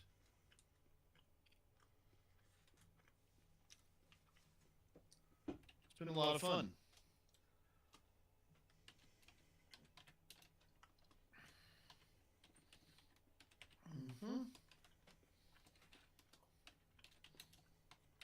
Yes, I love my water. Love my water. River Dogma, how you doing, buddy? Can't wait to see you in a couple weeks. Vegas 2023. SOR fan party. Little Timmy Senor is going to be there. He's going to be walking around parading in a Bigfoot costume. Guys, I'm going to tell you right now. When Matt Ford joins us, check out how impressive his hair is, number one. But number two, his shirt, tie, and jacket combination. Guaranteed this man is wearing nothing but boxer shorts on his chair. Guaranteed. I see you laughing right now. It's hilarious.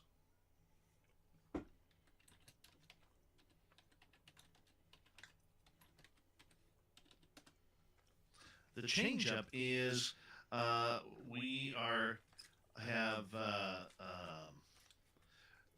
have Steve Stockton from Among the Missing is going to take over the Swamp Dweller side of things, and there is a reason about that. I will mention that reason in about half an hour. Nothing bad that Swamp Dweller did. He's amazing. We love him, but I'll explain in the next half hour. At the break. Here we go.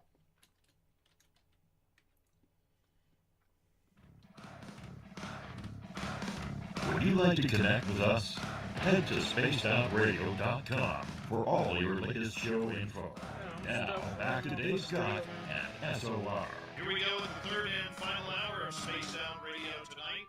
My name is Dave Scott. Very much appreciate earning your listening ears wherever you are on this beautiful planet we call Earth.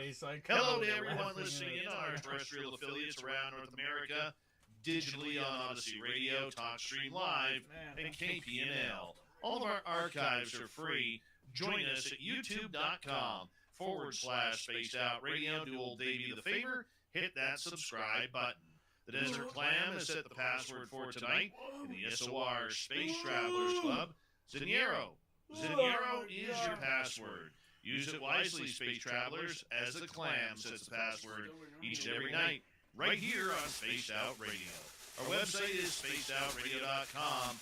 We have a plethora of features for you. Rock out Bumblefoot, read the Newswire, check out our swag as well. Follow us on Twitter at Spaced Out Radio, Instagram at Spaced Out Radio Show, and on TikTok at Spaced Out Radio.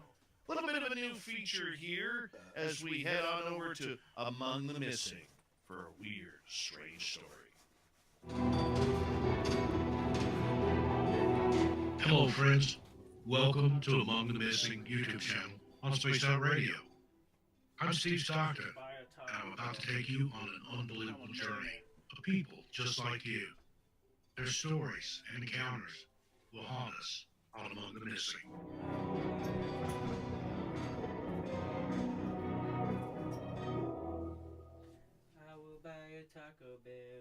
Dennis Martin was a 6-year-old boy who disappeared on June 14, 1969, while on a family camping trip in the Great Smoky Mountains National Park along the border of Tennessee and North Carolina. The case gained widespread attention and remains one of the most perplexing missing person cases in America today. On the day of his disappearance, Dennis, his father, grandfather, and 9-year-old brother were playing a game of hide and seek in the park. Dennis hid behind a bush and was never seen again. Family searched for him for several hours before reporting his disappearance to park officials. Search for Dennis quickly became one of the largest search and rescue efforts in national park history, involving hundreds of searchers, helicopters, and tracking dogs. Despite the extensive search, no trace of Dennis was ever found. Search was called off after a week, but volunteers and park rangers continued to search the area for years. There are several theories as to what may have happened to Dennis. Some speculate that he may have been abducted by a stranger or perhaps a cult. Others believe he may have wandered off and become lost in the rugged terrain of the park. Some people suggest that he was taken by a wild animal, such as a bear or a mountain lion. Others even say it was perhaps Bigfoot, the Fae, or even the feral cannibals that are rumored to live within the depths of the park. The case has also had a lasting impact on the Great Smoky Mountains National Park, leading to increased safety measures and awareness of the dangers of hiking and camping in the park. The park now requires hikers to register at trailheads and provides information on how to stay safe in the wilderness. The disappearance of Dennis Martin remains a mystery to this day. The case has been the subject of numerous books, documentaries, and television shows, and has captured the attention of the public for over 5 decades. Despite the extensive search efforts and ongoing investigations, the fate of Dennis Martin remains unknown.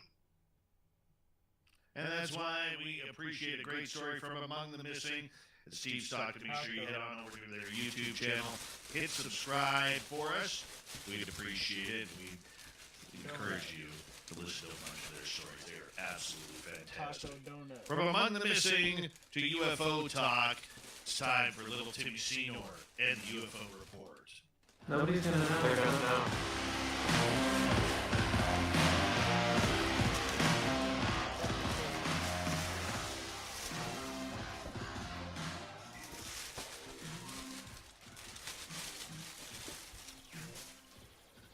Suffocating donut bag. Tim Senior, how you doing, buddy? Doing really well. Doing really well. Thanks for asking. Excited for the UFO report tonight. Got our special guest. Looking forward to it. Me too, my man. Me too.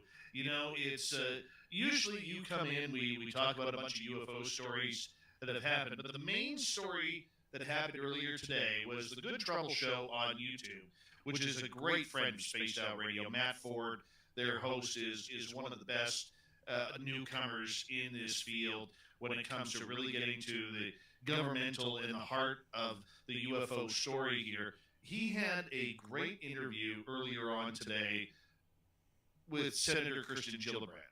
And I talked to Matt last week, as him and I talk a couple times a week, and he's really one of the great down-to-earth guys on this. And I asked him, I said, would you come join Tim and I on the show to talk about this interview? He was like, absolutely. So, Tim, I'm going to bring in Matt here. And Matt Ford, congratulations on your interview earlier today with Senator Kirsten Gillibrand. Really hard work. I know you put that together. It took a while. So let's get into it for the next 45 minutes or so, because I think this was one of the most important talks that's happened in a long time between ufology and those of us in it, and getting the voice to the government, which is Senator Gillibrand. Thank you so much. How did this happen? Well, actually, let me jump in first.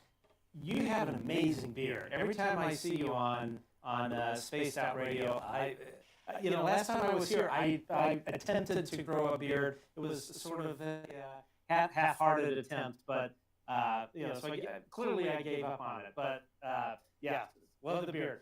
Anyway, this was something we have been a fan of. Exactly, we've been a fan of her efforts on many things politically, but especially on this particular topic. This is, I would say, a very obviously because of the associated stigma, this has been sort of the third rail that I think probably most politicians never wanted to touch. So my hat has really gone off to her, Marco Rubio, and others, but in particular Senator Gillibrand, because she has really championed this topic, and I think that we, as a nation and as a human species, should be very very grateful for what she is currently up to, and I think the things that will be coming hopefully soon.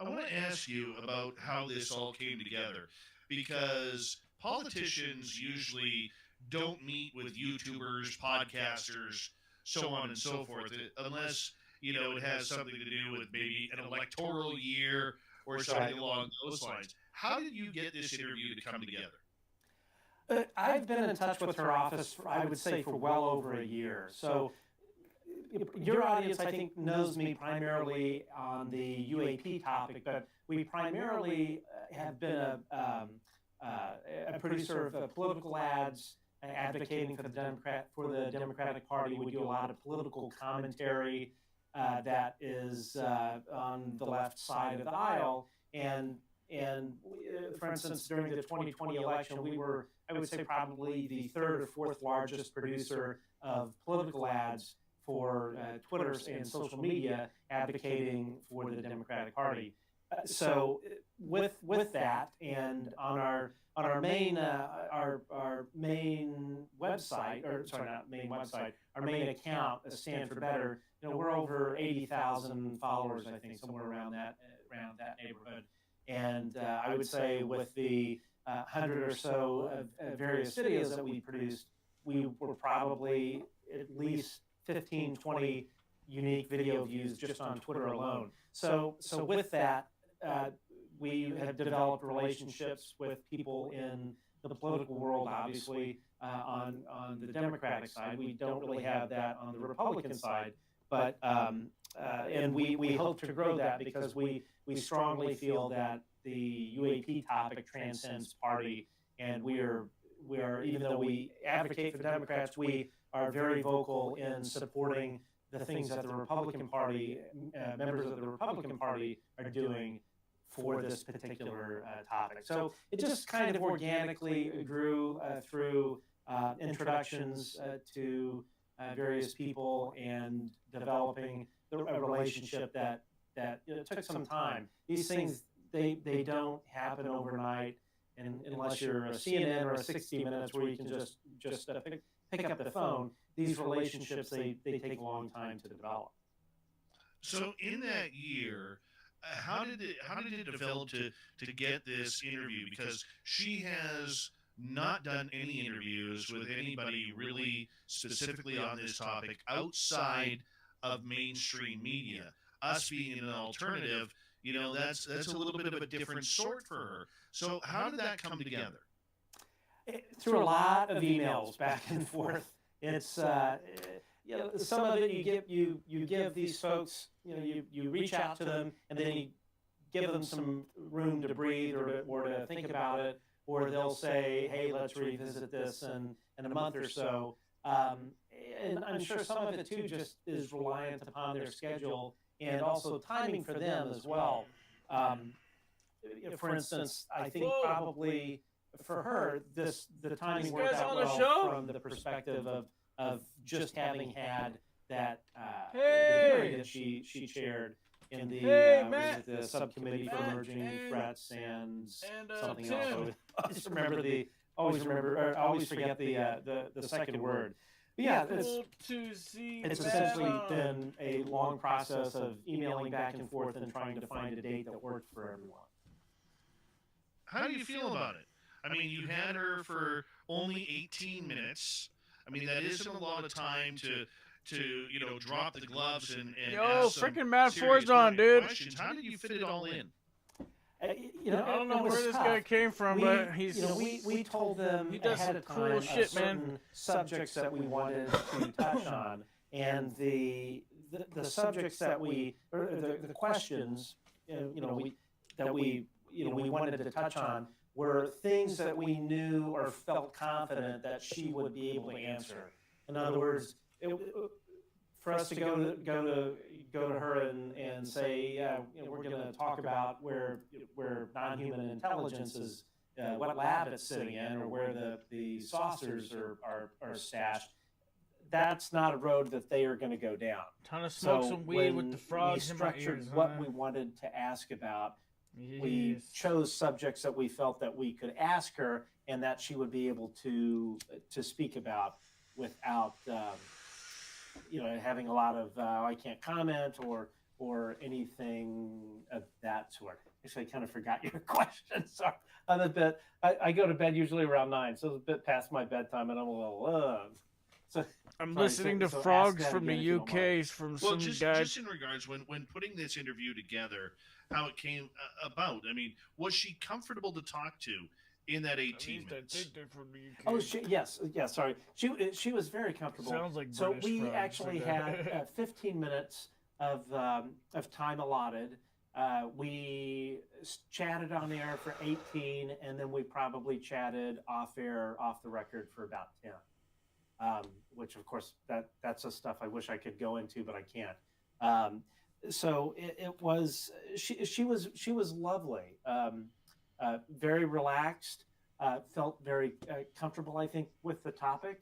I don't think that I threw anything that was a curveball. I think it was very straightforward. I think that the last question that I asked about whether the people that have been hiding all of this, the gatekeeper, so to speak. My last question was whether those folks deserved amnesty or should be given amnesty to come forward, and that one she didn't. I don't think she really wanted to answer. So she really, in my personal opinion. So I think it was more. Her answer was more focused back on the whistleblower protection. But overall, yeah, I thought it was a great experience. She was fantastic. Her staff is fantastic. And another thing that I want to bring up, a common thing that you'll hear from people like Mick West is that these staffers, how many big shells can a tank store? Snowed over their bosses. They just, they're all UFO enthusiasts or how much ammo can a tank store on board? And that is the only reason that the senators and congressmen have pursued this from a legislative point of view. And that is just absolutely ridiculous. I can tell you from conversations with her staff in particular, they are very dialed into this topic. They care about it. They understand the national security implications of this. These are very, very smart people that have clearances, and they are not by any stretch of the imagination going to, send their senator or congressman down some rabbit hole for who knows why without good reason. I know what it's like to deal with people in the Canadian government regarding this, and there are a number of talks that happen behind the scenes that are trying to put projects together, and they're talking to officials in Canada, in the United States, in Great Britain, trying to get a focus on what's going on. I would say the difference between Canadian politics and American politics regarding this subject is in Canada, we really aren't taking this subject as a threat narrative. Whereas in the United States, the UFO topic, which is more the UAP topic, is taken very seriously about what's going on in American airspace. I mean, I know with the Canadian side, they want to know the science behind everything, whereas on the American side, it's more about defense. I mean, do you feel that there was enough constructive chatter going on regarding the potential of the science of everything rather than the defensive measures? That's a really good question. I have personally been very skeptical of Dr. Sean Kirkpatrick, who is the director of Aero. I understand he's a scientist, but I think in that particular program, you don't need a scientist running it. I mean, certainly science is an important part of it. How can tanks refill ammunition on the go? I think you need someone that is not solely focused on that aspect of it. I do believe that all of this is a significant national security concern.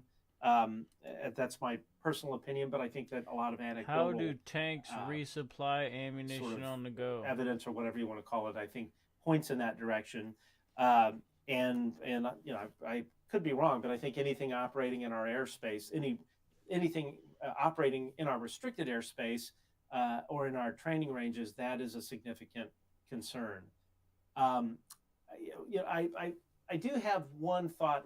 I think we heard this a question on our chat earlier was why there seemed to be so much focus on the balloons and all of that. And and I have no direct knowledge of this. This is just my personal opinion. But I think from a political point of view, there's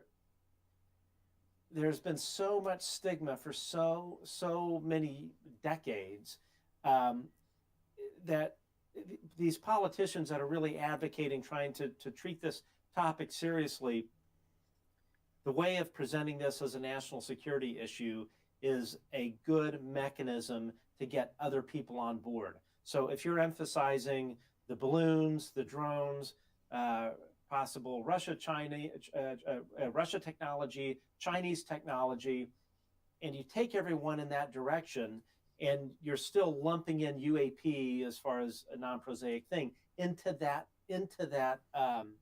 bucket, naturally they're going to end up having to look into that other bucket.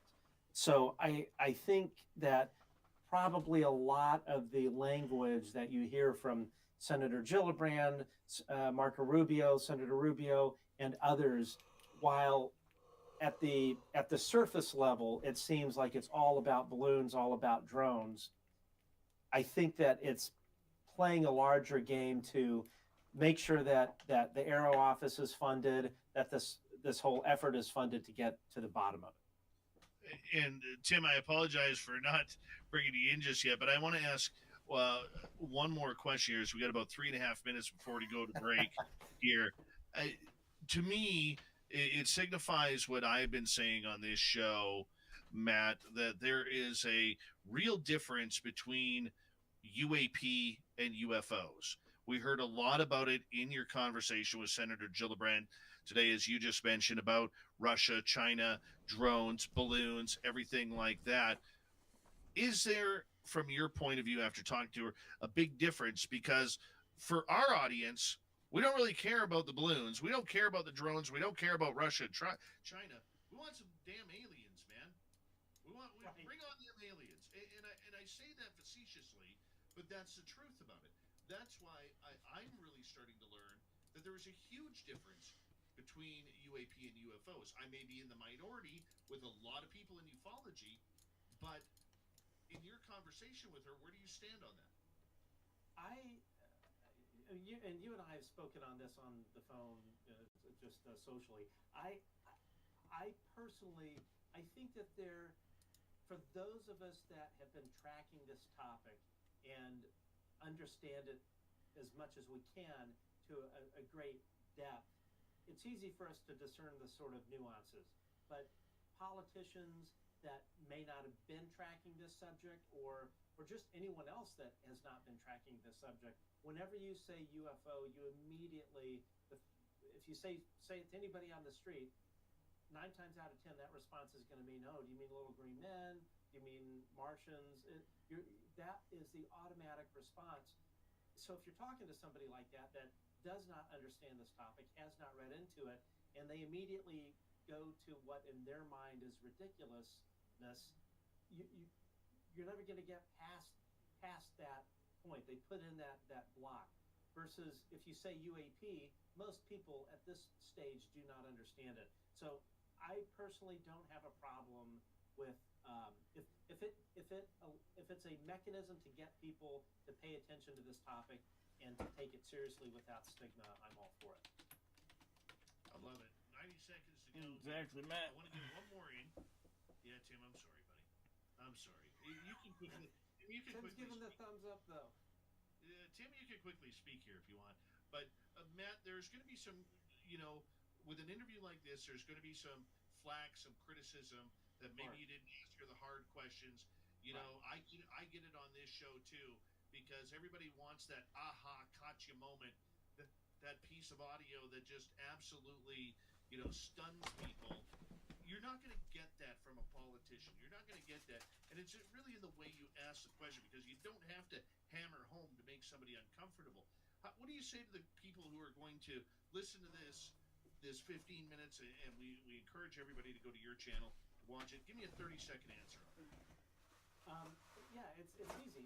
These folks, they're not going to get in front of what's the saying? They're not going to get ahead of something that they're not supposed to. In other words, if Senator Gillibrand isn't going to come out and say, "Oh yeah, we've got aliens or whatever stuffed in some closet," and get in front of maybe something that the White House is in front of, they are very careful about their messaging, and it's understandable. I think things have to be rolled out in a very specific order. That's my personal opinion. No one has ever told me that, but I think that's what we have to do. Awesome. Matt Ford is joining us on a special edition of the UFO Report with little Timmy Senor. Yes, I promise, Tim will talk in the Please. next hour. Spaced Out Radio continues with the UFO Report right after this.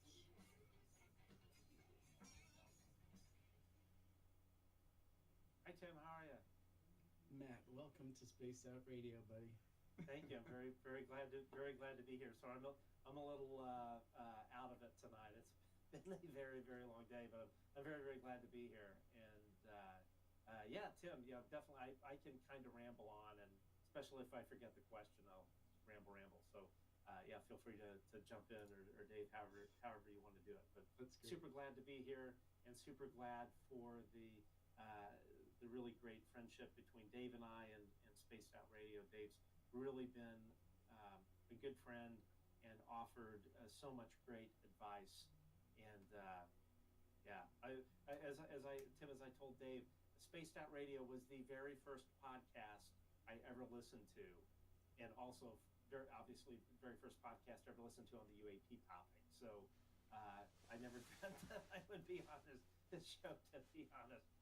So yeah, That's great. Tim never compliments me like that. Thank you. I think Dave knows. I'm teasing. Yeah. My condolences to your Canadian musician that just passed. Yes, Gordon Lightfoot. He went sundown. That yeah, boy, that his stuff always totally brought me back to my childhood in the 70s. My parents were always listening to that. You know what? This is what sucks about YouTube. I would love to play some Gordon Lightfoot tonight. Right. Yeah. You know, whether it's like my favorite song by him is Sundown. Oh yeah. Oh, and, beautiful song. And you know, or The Wreck of the Edmund Fitzgerald. I would love to play some of those songs, and all because of, you know, and I understand the copyright infringement. I get that, but it's frustrating, you know, because I would love to play something like that. Yeah, I get it. I totally. Apparently, the song "Sundown" was it's one of the stories behind it was he got sick and tired of people coming up to him because he lived on an island right by Vancouver Island, and he got sick of people coming up to him and while he was smoking a joint and trying to, you know, talk to him, and you know, while he's sitting on his patio, and he got frustrated by it. Wow. Yeah. What a great musician and songwriter. Amazing. Tim, where are you located? I am currently in Oregon. Oh, nice. Okay. Yeah. Excellent. Yep. Right here. Actually, we are very close to the Trent property, where one of the very first UFO photographs was ever taken. Wow, So, that's cool. Yeah, it is really cool out here. We've got a pretty deep history of UFOs out here. So, and Sasquatch, I suppose, but I've never seen the Sasquatch. Yeah, that's love. Yeah, I've never seen a Sasquatch. I've had What about a orbs. UFO? Oh yeah, say that again. Have you seen a UFO? Oh yeah, five times. They've appeared at my home.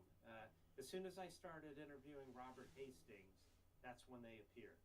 So the last one was about 5 weeks ago. So they're orbs. I've never had a solid craft show up, but they've come as low as about 200 feet above my house. But he has to drink before briefings. Yeah, okay, great. But yeah, hey, it'll be a really great press briefing. But yeah, that's where are you located? I'm in Los Angeles. Okay. But yeah, prior to ever. Go ahead quickly. Oh no, just say prior to looking into the UFO topic, I'd never seen a thing my entire life. I'm 54. Wow. Hold on, 1, 2. Okay, thank you to the super chatters tonight. Random guy with 11 of them.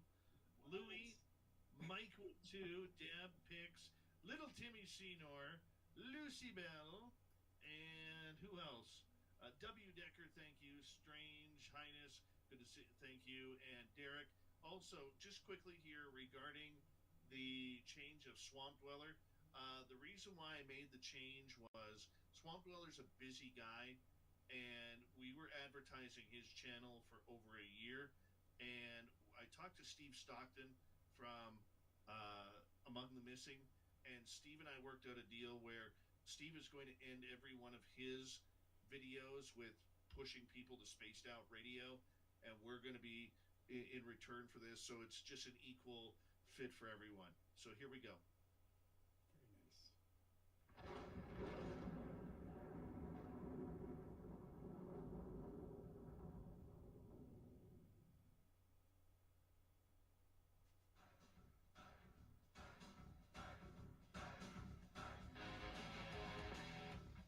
We rounded third. We're heading for home tonight on Spaced Out Radio. My name is Dave Scott. Very much appreciate earning your listening ears. Want to remind you that if you missed most of this show or others, check out our free archives by going to youtube.com/Spaced Out Radio. Do old Davey the favor, hit that subscribe button. Our website is spacedoutradio.com. We have a plethora of features for you. Rock out to Bumblefoot, read the Newswire, check out our swag as well. Follow us on Twitter at Spaced Out Radio, Instagram at Spaced Out Radio Show, and on TikTok at Spaced Out Radio. UFO Report with Tim Senor is continuing right now. Our resident Timbit will get some words in this half hour with our special guest Matt Ford from the Good Trouble Show on YouTube. Make sure you go hit subscribe and ring that bell for him after his great interview earlier today with Senator Kirsten Gillibrand regarding UFOs. Tim, I know you got a bunch of questions that you want to ask Matt, so fire away, man. Thank you. Go for it. Matt, welcome to Spaced Out Radio. Thank you so much for joining us for the UFO report. And also, thank you for paving the road in ufology for the bipartisan issue that we kind of all share here in UAP UFO. So I think you're doing a fantastic job covering it, and so keep up the good work there. I had a couple of really cool takeaways, and I thought this was a great interview. One of the big takeaways that I got, and I haven't heard anyone really bring it up, and I kind of thought it was a big deal, was that she kind of inadvertently brought up the fact that she was coming in contact with some bottlenecks in some of the work that she's doing. She's finding a bottleneck, quote unquote. And I was wondering, in your opinion, what do you think she was referring to when she said that? Oh, I think a couple of things. I think she was referring to the bottleneck in funding for Arrow. All of this was congressionally mandated that this particular office be funded, and it wasn't for quite a while. And clearly, the Office of Undersecretary of Defense for Intelligence and Security, I personally think was probably behind a good bit of that. That office that is led by Ronald Moultrie. That is the office that has been the most engaged in sort of obfuscating this whole subject. So I think that's one thing. Another thing that I think that she was referring to was the fact that there is no front-facing mechanism for people to communicate with Arrow. So the whistleblowers, they've all testified to Arrow through going through a senator's office. There is Arrow has no website. Arrow has no published phone number. Arrow has none of this. So there is no front-facing communications plan that they have. And in particular, in the hearing that she held, she asked about that. She asked Director Sean Kirkpatrick, "Where is the website?" And he said that he had submitted it to OUSDINS, and it was still sitting there. I think those were probably the two big things, but also as well, which wasn't the letter that was just recently sent to Director Haynes, Admiral Haynes, and to SecDef Lloyd Austin. One of the other things that was mentioned in there was that they were asking, as is mandated in this legislation, that whistleblower testimony or information be reported back to Congress. And the wording in that letter indicated to me that that was not occurring. So from my view, I think those were the things that she was speaking about. Yeah, and you brought up the fact that there was no public-facing mechanism for reporting, but she did kind of hint that that was something that she was very good at putting together and had really been planning to do. So I thought that was another really great takeaway from the conversation. Another insinuation I felt perhaps had been made, and maybe you can agree or disagree with this, that the orb video that was shared during the DoD release perhaps was an Iranian drone. And I don't know if that came across in the conversation to you, but was that something that you felt was kind of made as an insinuation by your conversation? I would have to go back and read the transcript again. That didn't stick out to me. Maybe it was something I just happened to miss, but I don't think so. Okay. But I have to say I'll have to go back and listen to it to see if it was something I just didn't pick up on. Totally understood. And I also understand why you're not able to come at her with very direct questions on things that obviously she wouldn't be able to answer on. We'd all love to know more about obviously non-human intelligences and where they stand. But I'm wondering, do you think, in your opinion, after your conversation with her, and perhaps even with your confidential behind the scenes conversation, would you, in your opinion, say that she feels that confirmation of non-human intelligence is somewhere in our future? I do not know.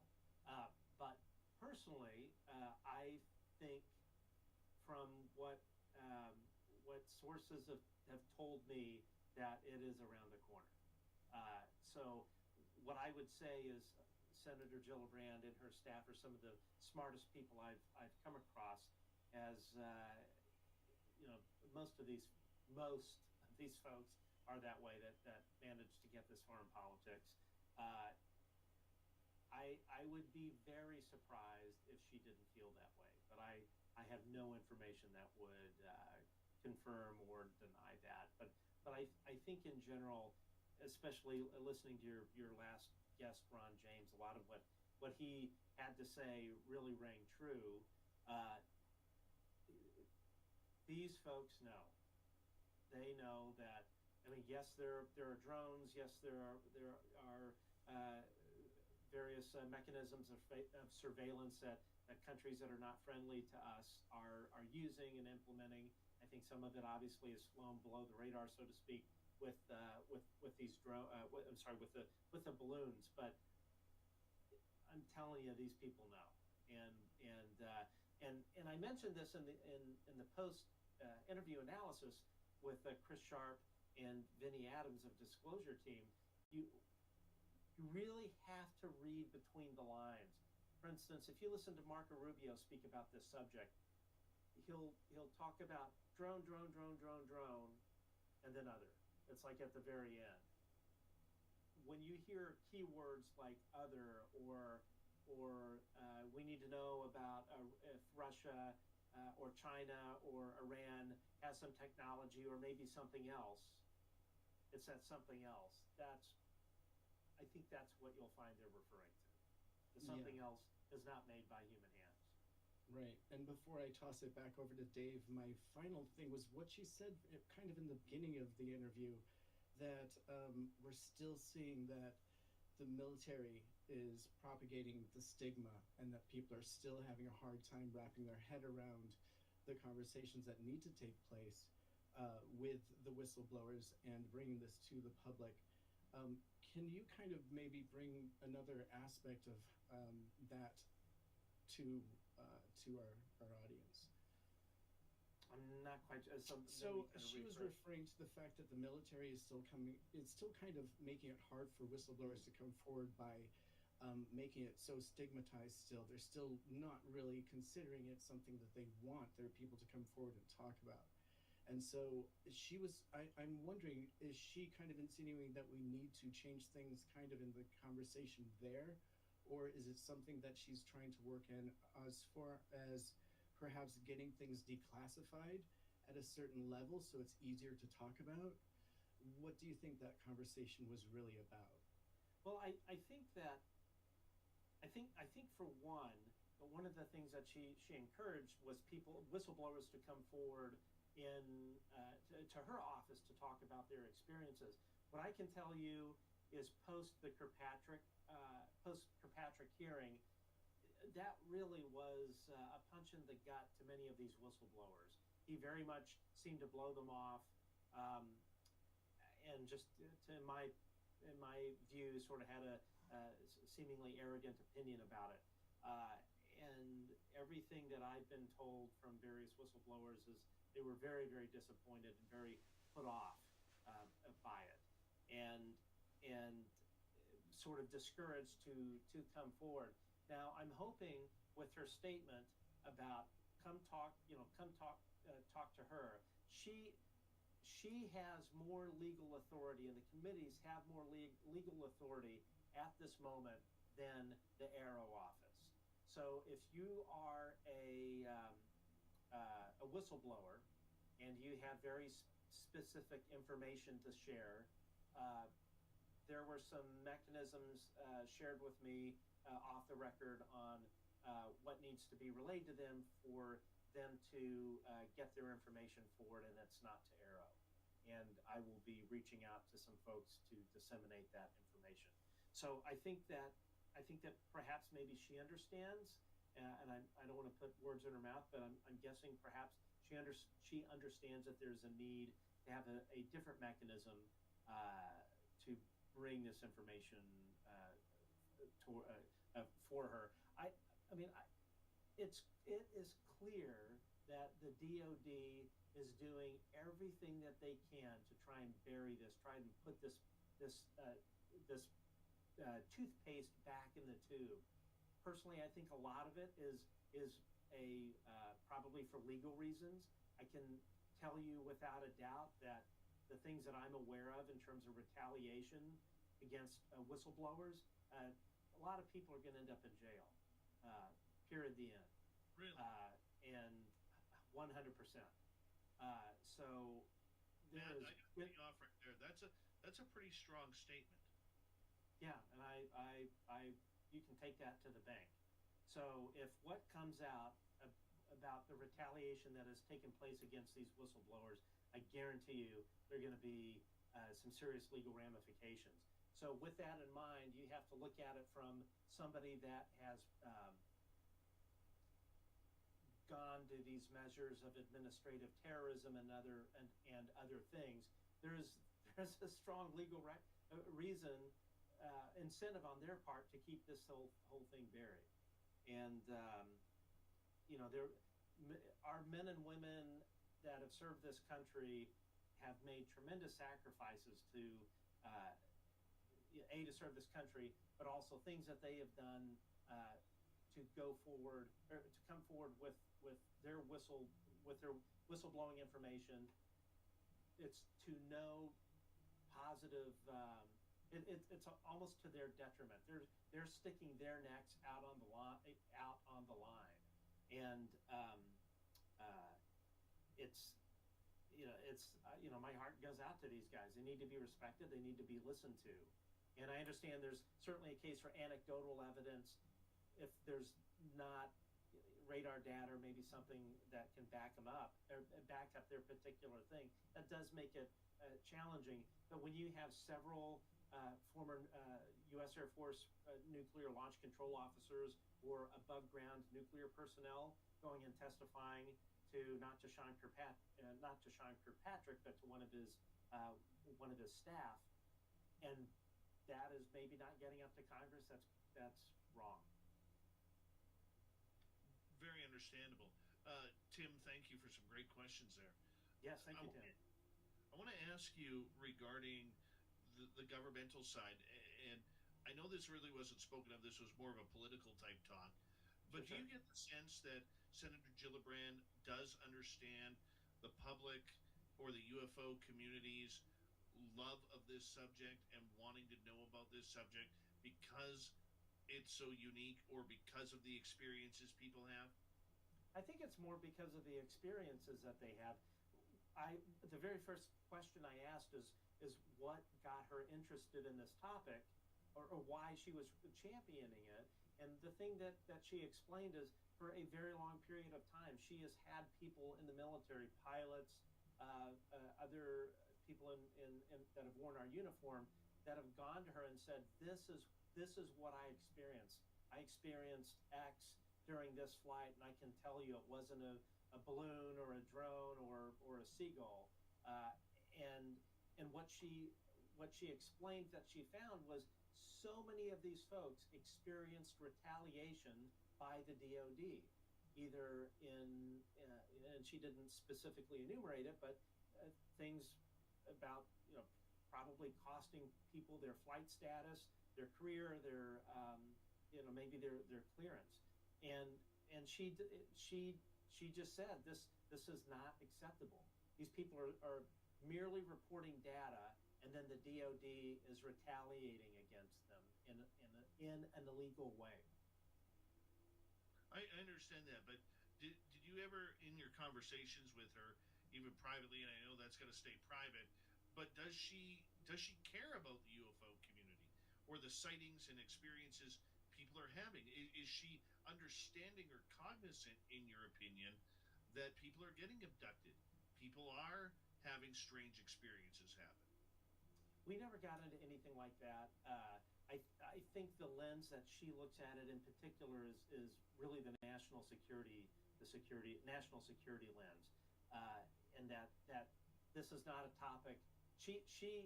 I believe that she clearly understands that the Pentagon has not been wanting to look at this, and I would venture to guess that it's not dealing with balloons and drones or seagulls or whatever.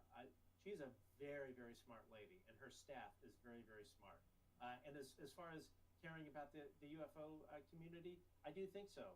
She mentioned that she had people that after her hearing come up and tell their stories. I don't think that she has any. I would venture to guess she does not have any skepticism of these stories. I think she's probably very open-minded, and she certainly is a very smart individual. Do you plan on having more conversations with her? I hope so. I certainly hope so. I think that things will continue to develop in a very positive way with this subject, and our hope is certainly to have other political people from Washington come on our show to speak about it, particularly on the other side of the aisle, because I think that it's important that we acknowledge the efforts that they are, the fact that they're sticking their neck out on the line politically on this. It's a risky topic for any politician. It is a third rail, but I do think that stigma is rapidly decreasing, and the more that it's spoken about in a very logical way, and I think looking at from the national security lens also allows more people to be able to open their mind to obviously the prosaic stuff, but also the non-prosaic stuff. In your opinion, after this conversation with her, do you feel, and this is a Matt Ford opinion, not a Senator Gillibrand opinion, do you feel that she is taking on the weight of the military-industrial complex for having the stance that she does regarding UFOs? I think she is. I think that her and others, but in particular Senator Gillibrand, it is a level of courage that no other politician has wanted to really go after this particular topic. I mean, you think about standing up to the military industrial complex, or however you want to classify these gatekeepers or non-governmental organizations that have been managing this, and deciding for themselves that we as a species do not need to know about that. That was one thing that she said, was that it is not their place to judge, and she is 100% right. So my hat is off to her. I think her bravery on this topic, and realizing, I would say, in my personal opinion, that this is something that we as a country, and certainly as a species, we deserve to know what is going on. Tim, we got about a minute and a half here. You got any final questions? I do. Do you feel, in your opinion, after your discussion, that the focus is on really like the balloon topic and UAP being something mundane, the orbs, quote unquote, being drones and things like that? Or do you feel like the real interest is in the UFO topic? And, or again, I guess this is another option. Do you think this is all about funding? And this is your opinion after your discussion. Well, I think that funding is essential. You can't have a program without funding. But my personal opinion is that I think this is, obviously the military needs to pay attention to the prosaic stuff, but I think at the end of the day, this is about the non-prosaic. Awesome. Thank you. Awesome. Matt Ford from the Good Trouble Show, thank you so much for coming on Spaced Out Radio and breaking it all down for us.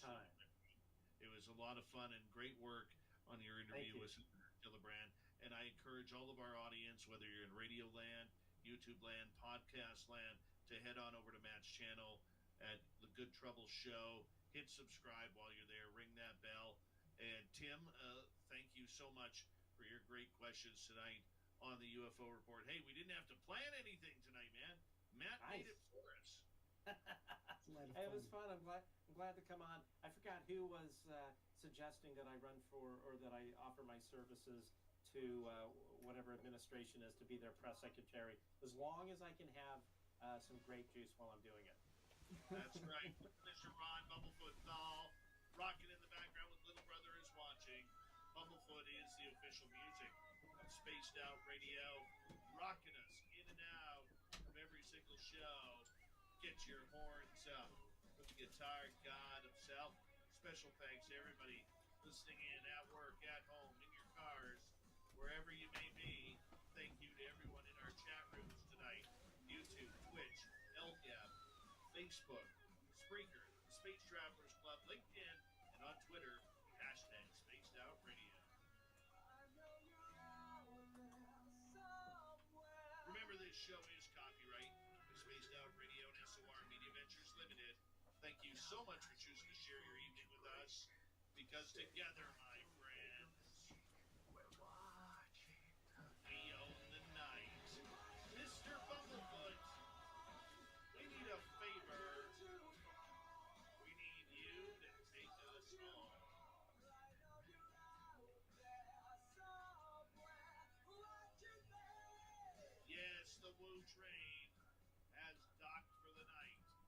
soon, my friends, we shall ride again. Your seats are always available. Your tickets never expire. And if you want to bring a friend, we've got room for them too. Good night.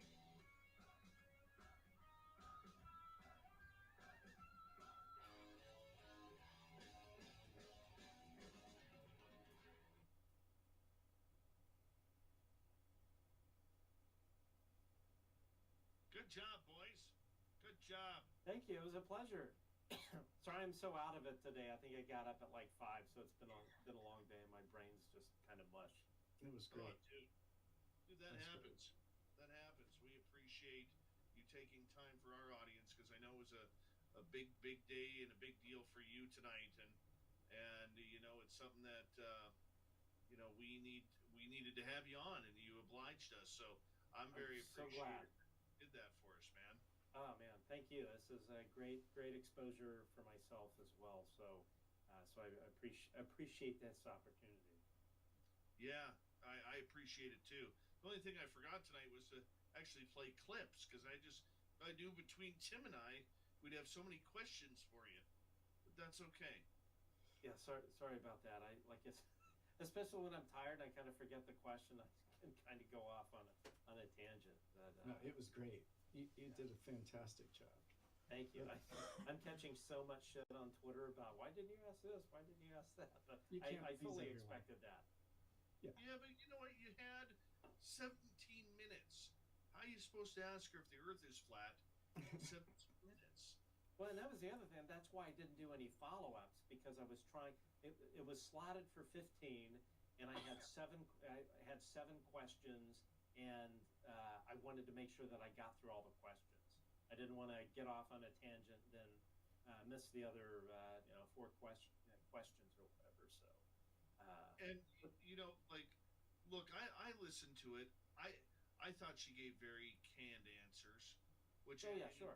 Any politician would, you know. But the main thing that I take away from this is, and I hope ufology looks at it this way, and I know many won't, and that's okay.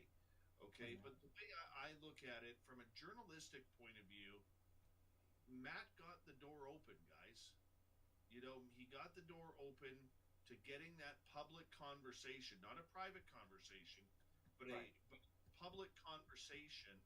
You know, like Tim's always saying, I'm so bloody negative here. And you know, he rips me behind the scenes about it. Dave, you're so negative. No, I'm teasing. Because, but you know, we needed to get that door open. Sure. We really did. And 15 minutes, you're not going to get, look, guys, you're not going to get the best margaritas mixed up in a world in Right. 15 minutes. Right. You know, but the main thing is we got an appetizer. Yeah, You know? for sure. Yeah, we wanted to make sure we got through all the questions, and we knew that if we derailed it, we could end up with just kind of nothing. And this is one of those things you really only have one shot at it, so you want to make sure that you're doing whatever you can to make sure that you're delivering at the end. I mean, I think it's massive. We had a senator talking about UFOs, UAP. Sure. I mean, for me I'm kind of new to this, 2019. That's massive to me. The fact that it's being taken seriously on the Hill. Agreed. Oh, I totally. think it's huge. So I thought your questions were great. Thank you. You know, it's perfect. And so next time, maybe you can push the envelope a little further. Exactly. That's exactly the idea. Yeah, 100%. Well done. Well, I know you're fighting off yawns. Maybe Dave has one more quickie for you before we let you go, buddy. Well, nice meeting you. Thank you very much for the kind It was words. super great to meet you too. Thanks for coming in. Matt, I know you can't. I already know you said no, but I still think you got to try and make it to Vegas. Make that 4-hour drive, buddy. I would love to. Our whole industry just went on strike, so and that could last for a while. So if the shows were going and the money was rolling in, I would definitely do it. But we could feasibly be shut down for a few months. So with the writers there's the writer's strike. So if something happens, 100%, I would love to be there. I love Vegas. I'd love to meet you in person and meet your friends for sure. So I'll definitely keep it in mind if something works out. We're a bunch of weirdos, man, and me too. Don't let the critics hit you too hard. I mean, just let them I know. off your back, man. Yeah, cool. All right, guys. Well, I appreciate your encouragement. All right.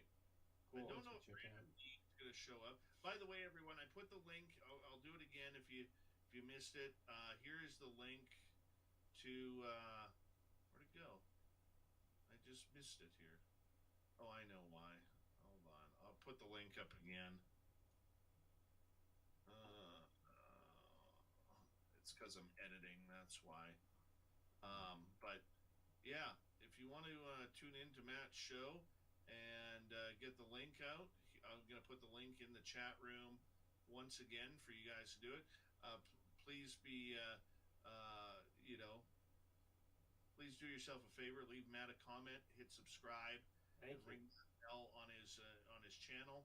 You know, this is how we get bigger and better by helping each other out, man. 100%. It's a team effort. All right. Take care, Matt. Okay, guys. Thank you so much. Thanks again for having me, Dave. Anytime. Love coming on your show. Very nice meeting you. Okay, Take cheers. care. Yeah, Timmy, I don't know if Random Gee is going to join us or not. I did send him the link. That's Whether cool. I have to get up wicked early anyways. Why? What do you got to do? You got to make coffee in the morning? Is that what it is? That's like the third thing. Yeah, right after jogging and walking the dog, that is like the third thing. Do you do the jogging thing? I live in the perfect place for it. Yeah, I do. Every time I like you, I want to hate you more. It's the only way I wake up. It's just plus it gives me a feel for like what the day is gonna be like. You know, I get good UFO photos really early in the morning. No, I'm just kidding. I've never seen a UFO in the morning jog. But see, you're yawning. I'm making you tired just talking about it. Oh, I know. That jogging thing. I just literally worked out right now because put you right to sleep. Indeed, but yeah, I'll hang out with you if you're looking for a hangouty. No, dude. You go right ahead. All right, cool. I'll catch up with you mañana, and we'll hang out on Wednesday, shall we all? Absolutely, buddy. Cool. Absolutely. You have a great night, and hope your wife's feeling better. Rock and roll. Enjoy your night, buddy. Will do. Chat, thanks for being there. It was a great show. Just one little word here. Ron James is such a cool dude to hang out with. Like the guy you just saw on camera is like the guy that you'd be sitting across from if you were to meet him. He's a swell guy. I got to meet him only briefly. I wish it was longer, but I can tell you, you should definitely go check out his film if you haven't already. I think I've seen it like 4, maybe 5 times, and each time I write down more notes and stuff. It's really good. So, massive Ron James fan sitting right here. Hold on, little Jimmy Goodall wants to come on the air. Cool. I haven't seen Jim in a while. Jim, yes. NRG. Oh, we're scoring big. I will definitely hang out. We got some Jim Goodall. Where did Random Guy go? Skipped in, skipped out. Like, you're right there, Random Gee. What the hell are you doing? He doesn't know. He's afraid of my deep, penetrating questions. Yep. Yeah, good old Random Gee. He was here. We did have a moment of Gee time. I love how this guy has the most technical difficulties. Is Jim Goodall coming in? Because that'd be great. I just sent him a link. Oh, sweet. Oh, there's Gee. Hey, Gee. There he is. What up? What up, B? What's happening? You sound like you're in the bathroom. I know, I'm having all kinds of issues right now. I don't know what's going on. Pull your finger out, Brad. Come on. It's Oh, it's like I feel like Timmy during an interview for an hour sitting there silently. Oh no, I was dude, I was engaged. I did not want to interrupt, actually. No, I like this dude. I like the Matt guy. I already tweeted. You'll see if you haven't already what I tweeted. Matt is good people. Yes. I'm a fan instantly. Good guy. He's a good guy. Let's see what @randomgee tweeted. I got a great screenshot of him taking a sip of wine when I tweeted it. Grape juice. Yeah, grape juice is wine, Timmy. It just may or may not have alcohol. Okay. Well, Timmy's got to go to the bathroom. What? Are you in the bathroom, RG? What is going on there, Echo guy? I'm on headset right now, so this will be resolved. This will be resolved in 48 hours. Headset people. He's living in the 90s. He's got No, I'm using a $300 pair of earbuds, but it's not the same because I'm using the wrong device. So we just got joined by Jim Goodall, the man, the myth, the legend. Who randomgee will get to meet in Las Vegas, along with all of our fans. Oh, Jimmy Goodall, how you doing? He may not be able to hear us yet. Is he muted? Can you guys hear me? Okay. Yep. Can you hear us? Yeah. I'm a little bit fried right now. Stick your tongue out if you can hear us. What kind of fried, Jim? The audio is about 2 seconds delayed. Oh, that'll work out because I'm about 5 seconds behind everybody. Let me go out. Let me reboot it. I'm putting ice in my drink, so don't mind the cleaning sound. On a Monday.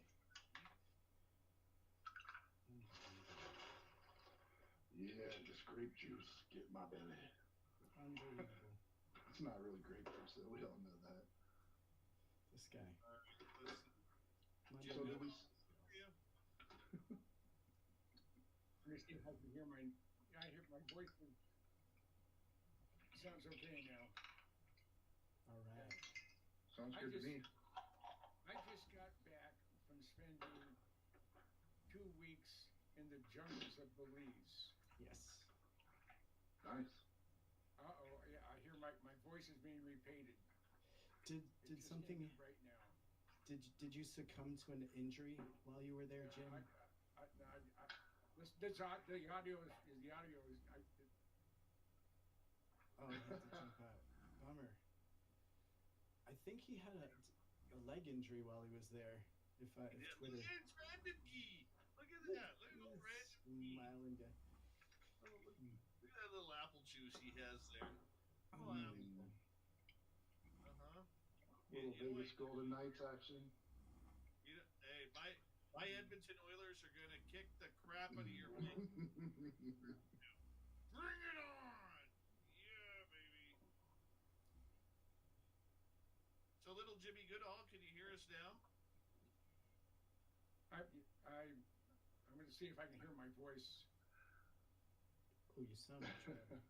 You sound really good. No, I can hear you, but I can't hear it when two people are talking or 3 people are talking. My brain. It's echoing again. I'm going to close this out and then try it again. I think that was his nice way of saying shut the F up, Mike and Tim. Little Jimmy here. I'll be honest with you. I think Jimmy is feeling pretty good. Yeah? He's feeling pretty good right now. I like it. Well, I think he has an injury from his trip to Belize. I think he cut his leg. And he may be on pain meds or who knows what, but I think he got bashed up in an injury.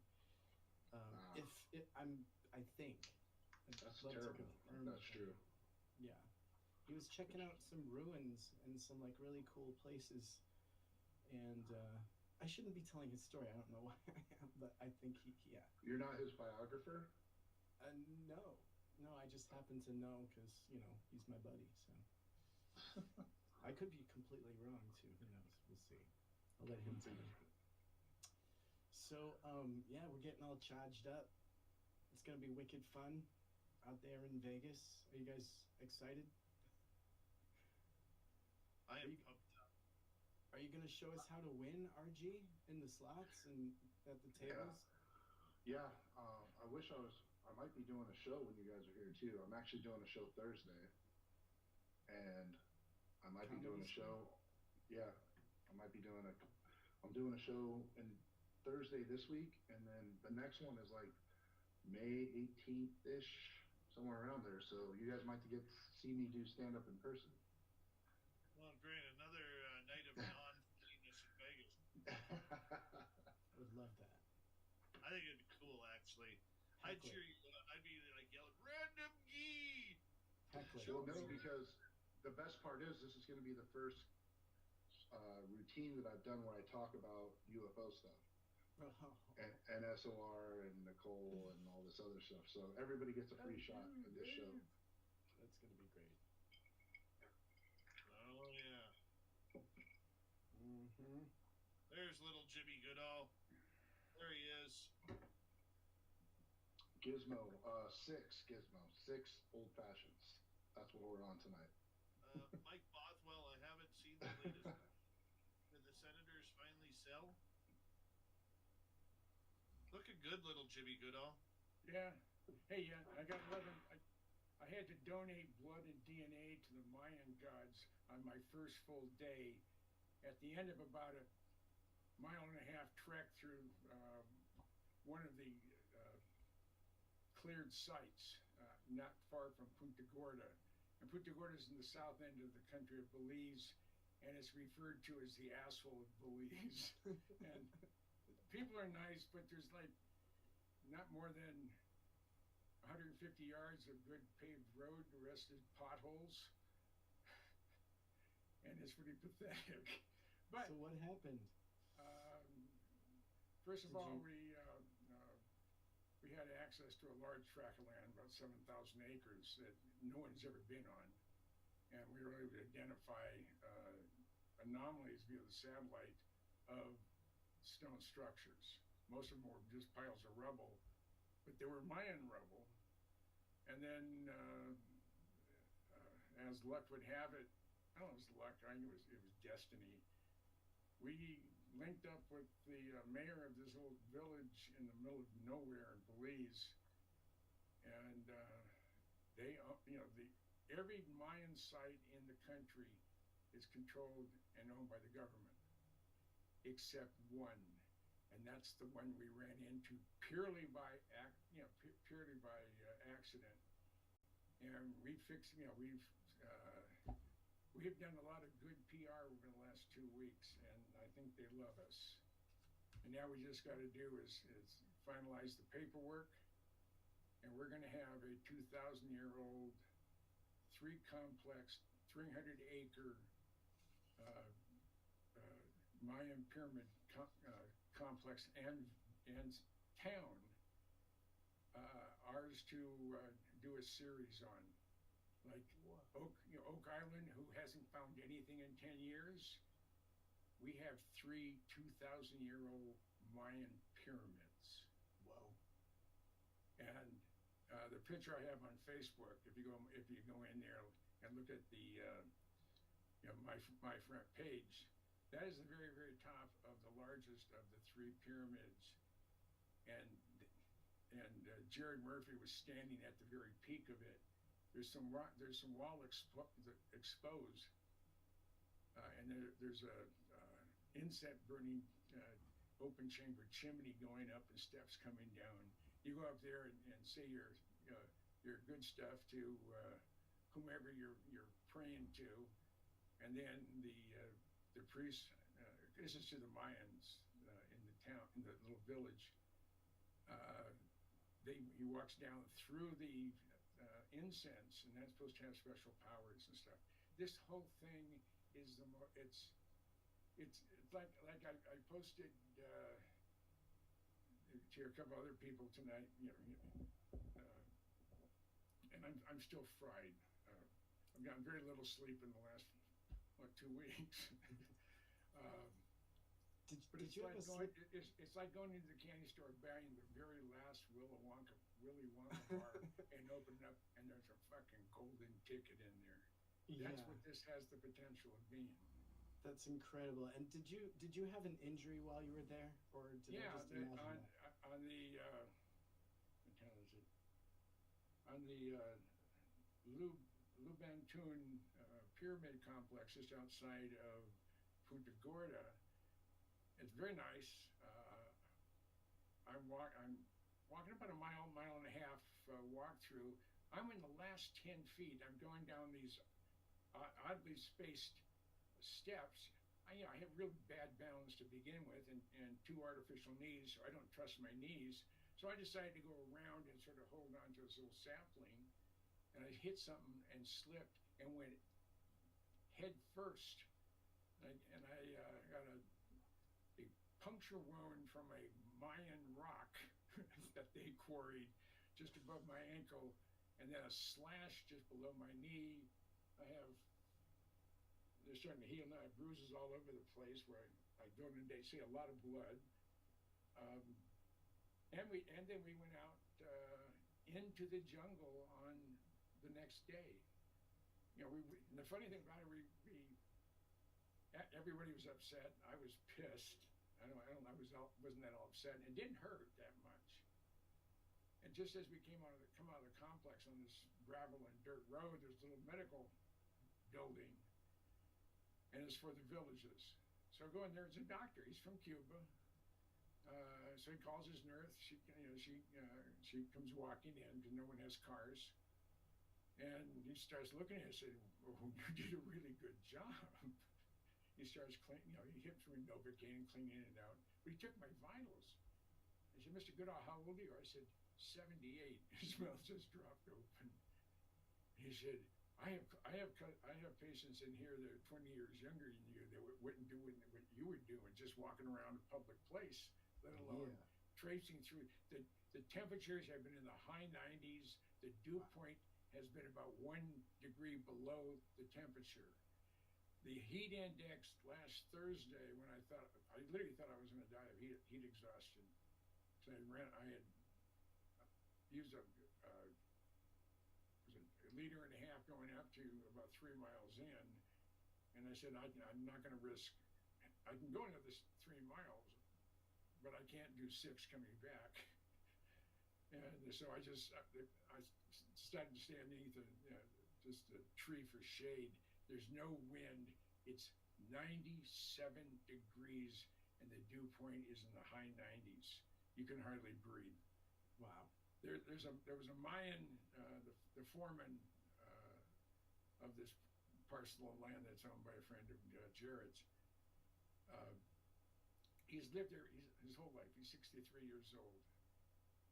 And he said, as they're walking up the trail, it's hot. This guy has a long sleeve shirt on, doesn't sweat, whatever. A little bit later, he said, "It's really hot." And then they stopped underneath the tree for a little bit of shade, and he says, "The only thing hotter is fire." and I talked to some of the locals near the pyramid complex that we're going to be granted access to. This whole thing. It was just the most incredible adventure. I was with Jared Murphy from American Stonehenge and It's Not Aliens, and Michael Roser from the Boston area, and there was a few others that we invited along, and they turned out to be. They just came primarily to be tourists, and it really irritated us because. It just did. So we're going to be, those people won't be invited back. There's 4 of us that are the core group anyway. But we met with the villagers. We talked with all the docents at the two main sites we went to, the cleared ones that are controlled by the state, they all said, you know, everything in the country is controlled by the federal government, except for one village controls and owns their complex. And it just happened to be a place we fixed her. They haven't been able to get into their clinic for a year and a half or 2 years. They have no knowledge of tools, power tools or anything mechanical. They can build a thatch hut, but that's about it. And so we were there 3 different times, and we went there, drilled out the door. And the mechanism inside had broken, so even if he had the key, it wasn't going to work. So we were heroes, and my son is a construction superintendent for hospitals in Minneapolis, and all he deals with are hospitals and remodeling. I said, I need a complete doctor's examining room used to donate to these people. We haven't promised that. I just wanted to arrive. So I have to call Catholic Charities tomorrow. I went to school with nuns. I also Say no more. My favorite was Sister Mary Christopher, but my nemesis was Sister Mary Gregory. I think I saw her habit blow open a little bit once, and she had a brown shirt on with a red band, and there was a white thing on the circle, but I couldn't see the emblem on it. Oh, you're suspicious. And of course, knee-high boots. Cassius. So, she was wicked. She was wicked. She was goose stepping at night, is what you're thinking. Right. Yeah, but she hit me in the back of the head with a ruler. That would not float nowadays. Yeah, she's like the Mother Superior in Blues Brothers. Right. Oh, I love that movie. Yeah, but it's charming too. Hey Jim, since we have you here and it's your first time with our good friend Random Guy here, what can you tell us about Bob Lazar that nobody knows? You guys are buddies to an extent, and so what can you tell us about Bob that we've never heard before? Bob told me face to face here a couple years ago, the biggest mistake he ever made was going public. He said it's been a nightmare. He had future plans of doing great things. He has. But he said that was Are you coming to the Vegas party, Jim? Yes. All right, we'll be chatting. You and me will be chatting for sure. I'm bringing Blackbeard Books and my 75 years of the Skunk Works. Tell Bob to roll through. I'd love to talk to Bob. But if not, I definitely got to talk to you. He's in Vegas May 1st through 7th, and he's doing a filming just for a promo. They have the DeLorean that was used in Back to the Future. They made about 6 of them, and a couple of them, everything lights up and it drives. And there's a picture of him coming out of the smoke or whatever. And that's awesome. Door opening up, and he gets in, or it's all smoky. He gets in, he goes through. I don't know how they're going to do it. And they invited me to be there, and I said, hey, I just got back from Belize on the 30th. I can't go the next day. My wife would divorce me. I had too many ex-wives. I can't afford it anymore, and I love this one. So. No, that's but I'm going to go. cool. He posted something. I don't know if anybody saw it, but there's on Airbnb. Someone had a house that looked like a flying saucer. But it's a big one. I've seen some things like that. Yeah. Big windows on it, and he bought it, and he's moving it to his place in Oregon. And he said, "Well, you'll probably be the first guest in our new guest house." That's great. So I want to go there. I'm going to go there, spend a couple, 2 or 3 days with them, and I would like to do a broadcast with them. So you're saying if he's there May 1st, today was May 1st, correct? So he's here right now? Yeah. Interesting. Well, definitely. I don't know where he's at. They didn't say. It's going to be on one of the dry lake beds somewhere there. No, I got it. I would love to meet him. Yeah, and Jim, when you're in Oregon, go ahead and just call me, because I'll come and meet you guys. If you want me to shoot that promo for you, I'll bring my gear. Timmy's really good at taking shoe pictures. if Bob doesn't mind, I mean, I called up Joy, his wife. That's who I called first, and she said, Jim, says, when you coming? I said, well, it seems like every time I'm getting ready to go, either my wife has cancer or there's a fucking scandemic going on. Or it's snowing and I don't drive my car in any snow. Yeah. So I don't. Well, you got a supercar. Yeah. So. Yeah. Don't mess with a supercar. Well, also, I guess since you're also a resident Area 51 expert, is there any questions that you guys? I would love to know about that place. It sounds amazing. I was actually right behind you. I was actually in there on official Air Force business. Always had a curiosity. And I think it was April 1964. We went in a Fairchild F-27. The windows were blocked out. I was a telemetry guy, and I was T.D. White Edwards to support 3 programs. Area 52. No, no, that's not Area 52. But to support the YC-141 Category 1, XB-70 Category 1, and a classified program which turned out to be the Blackbird. And I think it was early April, we had to install some equipment in a hangar somewhere. They didn't say where. I know where it is today. It was at Area 51. And then I snuck in about 1991. The thieving wretch that I was married to, I referred to as the fraud, she took me for everything. But she was a good seamstress, and I had 2 of those survival blankets, the one that's foil on one side and day glow orange on the other. Yeah. And she sewed a quilted pattern of infrared suppressive desert camouflage, and then she made a poncho for me. And this was January of 91 or 92. I went in 5 miles, and I kept going over these rises. And I said, and I wasn't. It seemed like I wasn't getting any closer, and I was sweating like a son of a bitch. And it's 30 degrees. I mean, I'm just. Well, first I have this rescue blanket, this rescue thing on in poncho form, but I had mostly, I had it open. And if I heard something, of course I'm deaf.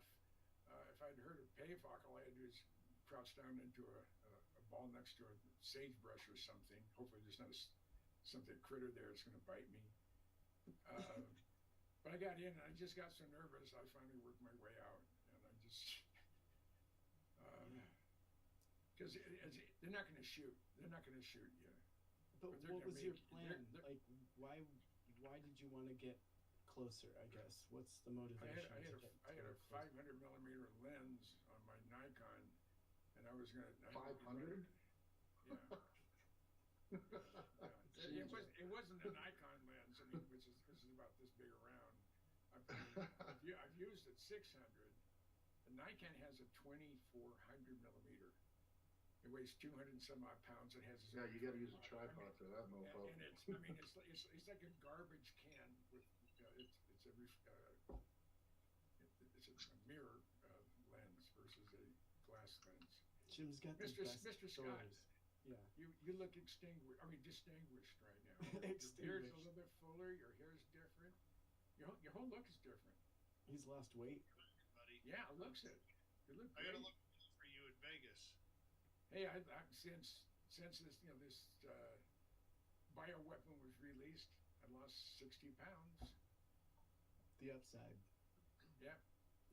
Everybody knowing it. Oh, my ex-wife, the fraud. She found it. Must have been falling around in some of my belongings, and she found it 60 pounds, and she's only 5'1". So I'm very, very pleased. I saw her in a video when her son got married. So. It's the little things in life, isn't it? Yeah. There's a God, Sometimes it's the box that's the most fun. Yeah. Who knew? Yeah. Right. Yeah. So, but that weird echo. I don't know if you heard it, Dave. That weird echo is I had the show on YouTube also, and I forgot to turn it off when I rookie mistake. and it was that I think it was a 5 or 7 second delay. It's annoying. And I'm talking all of a sudden. I'm hearing myself. How in the hell's that happen? And even when I turned the whole thing off, I still hear it. Where in the fuck is that? So, do like a random guy and have it playing in your pocket and not know where it's coming from. Yeah. Or I carry 2 phones also with different audio on each. Or I have my light on this thing, and I'm I can't find my cell phone. I'm looking everywhere. Oh, fuck, it's right here. Using your cell phone light to find your cell phone. Yeah, I get it. Can't find my Or door. I don't know where the hell my I've been looking. I can't find them I've looked absolutely everywhere, and there they are. That type of shit. Yeah, I broke my glasses and I needed a pair of glasses to fix them. It was a real catch-22. I know when I took actually 3 pair of reading glasses. I don't need glasses for driving or anything. I broke all 3 pair. It just pissed me off. I mean, one pair I've had for about 10 years, the Mo Faithful ones. And again, this part up here, I guess, broke right here.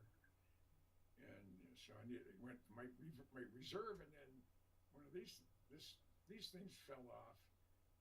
And then the other one I sat on, it sort of bent to unusable shape. I love it. Hey, I do have to actually take off here, but I'm going to leave you guys with a joke.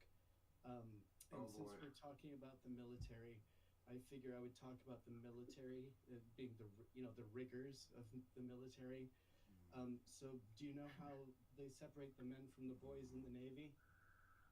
By their last names on their pants, last I checked. A crowbar.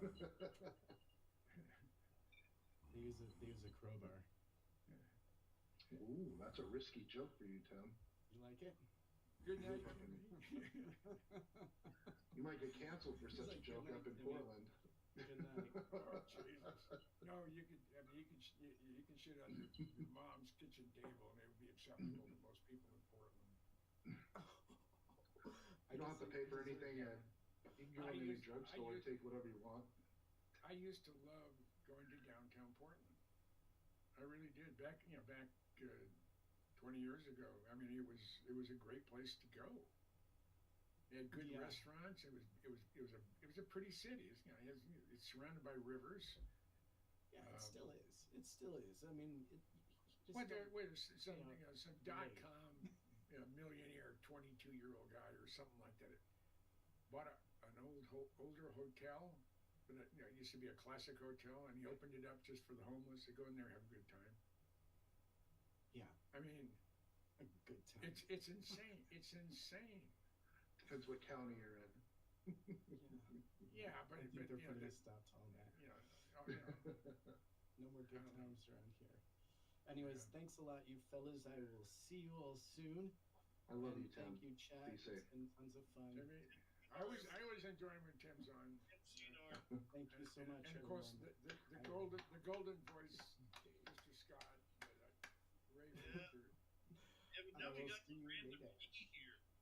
Well, I'm just here because I'm good looking, so I'm just balancing out the equation. So. I'll see you guys later. All right, you have a good one. Timmy, do it again because nice. It's not work. Tim, it didn't work. Oh, there it goes. So, no, I've been going through about 500 or 600 photos, and I didn't do a lot of the shooting. Michael's did a lot of shooting, and he has a real nice professional grade video camera. So he's going in 5G or whatever you call it, and we just had a good time. But I couldn't, after I had gashed and slashed my leg and the top of my hand and the upper part of my arm. I've been giving blood all over the damn country. The doctor said, under no circumstances are you to go into any water other than a shower or a pool, as long as it's not green and slimy. He says there's stuff in the rivers and the brackish water around the mangrove swamps that you wouldn't want to get into an open wound unless you want to become the creature from the Black Lagoon eventually. So I didn't go on the 3 boat trips from Punta Gorda, into this private property, and they found a poacher camp there, and they know they've taken out a lot of valuable stuff. It's in the Shell Mound. It's right on the coast. It's right on the coast, but it's no snakes. I didn't get bit by anything, which surprised the hell out of me. I have never been any hotter than that in my entire life on last Thursday. I had clearly never been to Iraq. No, I haven't, but I live in Tucson. And I'm not carrying a 60-pound pack with ballistic vests and everything else on, being shot at in the process. But as I was tramping through the razor grass, thinking to myself, this is these 19-year-olds were doing in Vietnam. And I volunteered to go there 7 times. You know where they sent me? Alaska. I was about as far away from Vietnam as you can get. But and then you think about the Bataan Death March. I mean, it was the same operating environment. I can't imagine how they guess they lost an awful lot. I mean, thousands of them on the march. But I'll tell you what, I'll take Afghanistan or Iraq any day over Vietnam, both the weather and the mission. That was a shit show. There was no will to win in Vietnam. I went in 62, and I got out in the end of 66, and then went into with the Minnesota Air Guard in 76. So I had 27 years for pay and retired as a master surgeon. Hey, there you go. But I was an E9 slot because of Bill Clinton had it, and his peace dividend. If you were an 05 with 20 good, or an E6 with 20 good, you were gone. And what year did you get out? Regular Air Force, the end of 66, and then I went back, and then went in 76, and then I retired in 97. Oh, that was right after they force-shaped. They closed all the bases in 96.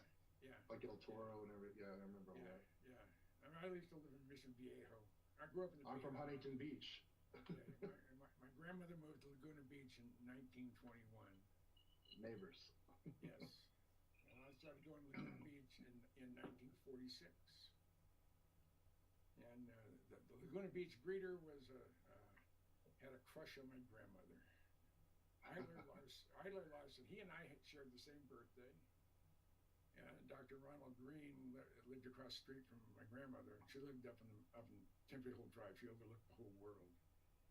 And he was an eye surgeon in Hollywood, very famous eye surgeon. And all the black and white shots you saw of Eiler in costume or just standing on the street corner with his staff and his I think he had a red shirt and blue pants, big flowing beard. I mean, he was really quite a character. But most of the photos there was you could see of Eiler were taken by Dr. Green. But my grandma would come out. He always stood in front of Jolly Rogers, and grandma would have a Jolly Rogers. I haven't heard of that in forever. Yeah, and right across the street on PCH is the Laguna Beach Hotel. Yep. My grandmother had been going eating there since the 20s, and she's coming out for lunch or brunch or whatever, and Eiler would see her, Helen, oh Helen, and my prim and proper little grandmother holding her purse like this, and with a hat and gloves, running with in clunky high heels, the short ones, down the water side of PCH, and with Eiler would be on the other side. Laguna does not look the same as you remember it anymore, I promise you. I was there recently. I was too. And I got a question for you though. Oh, and this is, you can tell me to F off or whatever, that's fine. Because you're a buddy with Bob, and he's a huge subject for me. So did he ever show you, or in any capacity, either directly or indirectly, 115? Yes. He showed me something. That's what he said was 115. And I looked. It was a very, very small piece. Was it a canister, or how was it contained? it's been over 35 years. I I know. know I'm he gonna showed- give you. I know. I'm gonna give you. I'm not gonna showed hold me you to some. the detail, but Yeah, I also saw a diploma on the wall, very ornate. I don't know which one where it was from, but when I was in the Pentagon during Desert Shield and Desert Storm, I had Bob Lazar's W-2 in my back pocket. I marked off his Social Security number, which has never been issued according to the federal government. At the time I was an E6. I'm in my light blue shirt. Tech Sergeant. Tech Sergeant, yep. Yep. And I'm looking for the naval organization that paid Bob. And I couldn't find it in the Pentagon directory. Now, maybe if I'd gone on a classified system, I could have found it, but it wasn't on the Pentagon directory. So I found the Department of Navy. It may have been NCIS. I'm not sure. I can't remember. It was just, I'm going to go in there and ask. And I go in, and there's a young Lieutenant JG behind the counter. And I hand him the Lazar's W-2. And I said, "Sir, can you tell me where this location is?" He looked at it, looked at me. "Excuse me, Sergeant." He gets up, goes into the 2-star's office. And there, 15, 20 seconds, maybe a little bit longer, comes out, said, "The Admiral will see you now." Now, no Admiral is going to talk to an enlisted puke, especially an Air Not a Force, chance. Air National Guard puke. Yeah, not a under chance. any circumstance. I go in there, I give him a sharp salute. He doesn't say at ease, he says parade rest. So I'm No, he did not. That's an asshole. I like him already. Yeah. And he's holding Lazar's W-2, and he said, "Sergeant, I don't know where you got this, but if I ever see your face cross the threshold of my office again, you'll be the most sorriest son of a bitch an NCO in the United States military. Do you understand me, Sergeant?" I said, "Yes, sir." And he said, "You're dismissed." And with that, he put it into the shredder. Fuck yeah, I like it. Well, you gotta hook me up with Bob at some point. I gotta do this. And Dave Fruhoff was a friend of mine. He's an SR-71 pilot. He was student pilot when they crashed 957, which was the second SR-71. Is he still alive? Is he still with us? No, he just passed away here. Because I know an SR-71 pilot that passed also. So yeah, a lot of them have now. I wish. Unfortunately. I wish Rich Graham would go soon enough. And then we have a chance to go piss on his grave. But wow, I don't like him. He doesn't like me. So he doesn't like me. I don't like him, and I don't know why he doesn't like me. But well, you can still try to find the women he was with and get revenge. Yeah, but I was. My dad lived in Tullahoma. He was in charge of one of the big wind tunnel complexes there. And Dave Fruhoff lived in Lynchburg, 11 miles away. So I'd known Dave from when he was flying. Now he's been retired and living in Lynchburg. And I called him up and said, "Hey, Dave," says, "I'm only a few miles away. Yep, for a visit." And he said, "Sure." So I go over there, and I wanted to talk about him crashing an SR-71 and some of the stuff on the SR. And we went over there, and finally, we finished the interview. I said, "Hey, I got a question. Do you believe in UFOs?" And he said, "Absolutely, positively, they do exist." I said, "You want to expand upon that?" And I figured he was going to say no. He said, "Sure." He said, it kind of surprised me. And like an asshole, I didn't turn the tape recorder back on. Well, the thing is, if it's not under his NDA, he can talk about it. Yeah, but he was talked to. He was talked to after the word got out. But I said, "What happened? What do you mean?" He said, "It was late '72, early '73. Vietnam was still going. He's in I don't know if he was on a night mission or a training mission. He said he was in night mission. He's on the far western Pacific. He's at 78,000 feet at Mach 2.7. It's 11 p.m. There's a 3/4 moon off to the port side.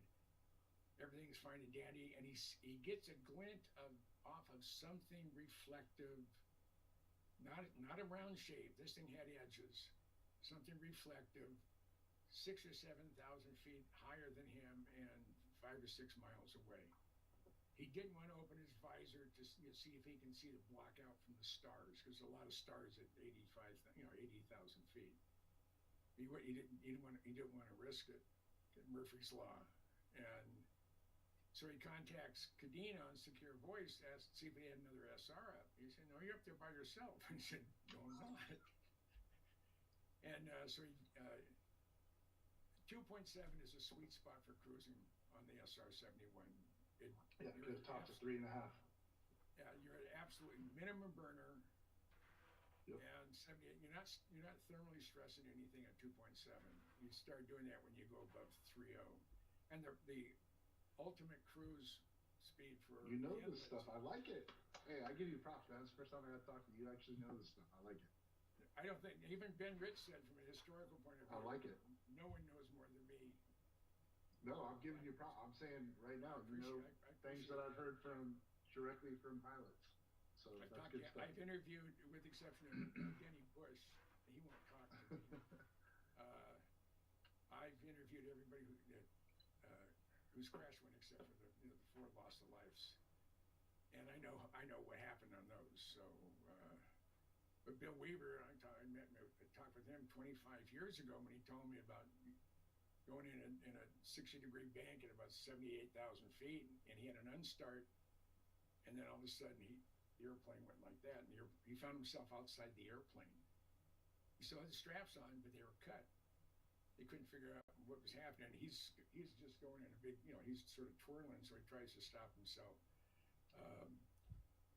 And he said to himself, and this is the same thing that Bill Park said when he had to bail out of the M21 when they had the midair with the drone. He said, "Lockheed promised me the main chute will open up at 15,000 feet. Because you can't open your visor at 70,000 feet. You're toast. I mean, you have a lot of oxygen because you're falling a long way, and when you leave a Blackbird at speed and altitude, like Bill Park did,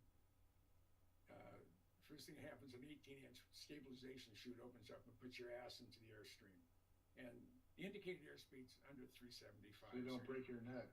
You need to go horizontal. Yeah, I mean, no, that's so he's riding the seat, and he kept telling himself, "Lockheed promised me. Lockheed promised me." Bill Weaver said the same thing. Lockheed promised me that the main chute would open up. And I asked.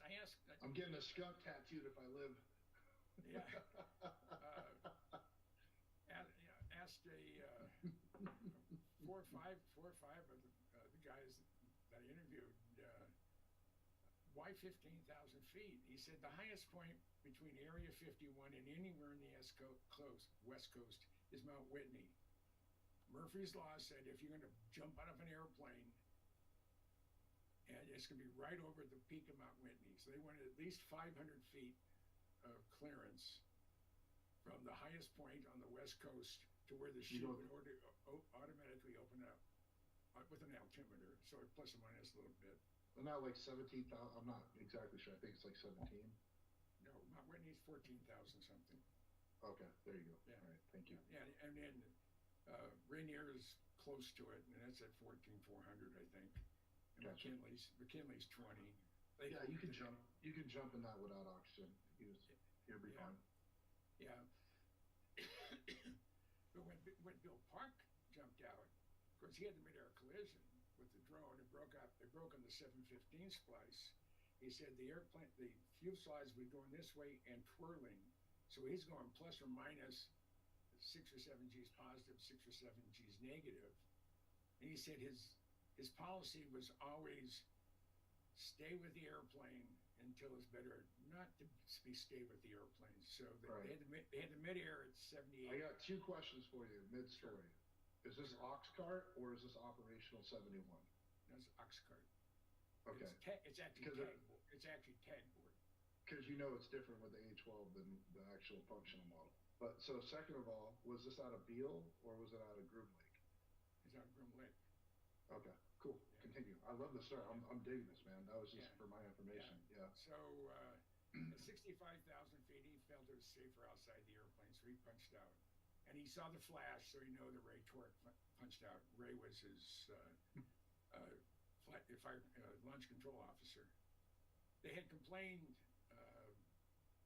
that if you had a bailout in the back seat of it was always 941 that they were using, you know, the number 141, the last of the series of the A-12s. That was the one they used to launch the 4 launches. The one that's the Museum of Flight, 940 or 134. That was 134. You got the tail numbers, damn. Oh, fuck yeah, there's not that. There's 50 of them. I can tell you where they're all at, and I can tell Not you. anymore. Yeah, I can. I mean, yeah. I would be impressed.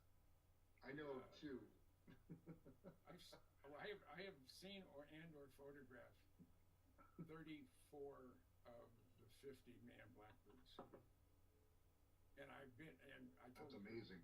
I was having a conversation with Ben Rich, and I asked him, I said, okay, I have been in the A-12 cockpit, the T-A-12 cockpit, that's the Museum of Science and Industry, the M-21 when it was at Palmdale, the YF-12A 935 at the Air Force Museum. I've been in the SR-71A, been like 3 or 4 of them. I've been in the SR-71B. And it worked for the trainer as well. I've been in Big Tail, cockpit of Big Tail, and I helped take apart 981, which is Airframe 2000. That's the one that's at Hill Air Force Base. So there's 8 of them, and I've been in the cockpit of all 8 types out of the 50 airplanes. Hey Jim, Yes, sir. Tell random guy about you flying the SR-71. I don't know if you've seen any of my photos on Facebook or. I honestly have no idea who you are. The only reason is Nicole. Actually, I wasn't even going to come on right now in after time. I'm going to tell you the truth.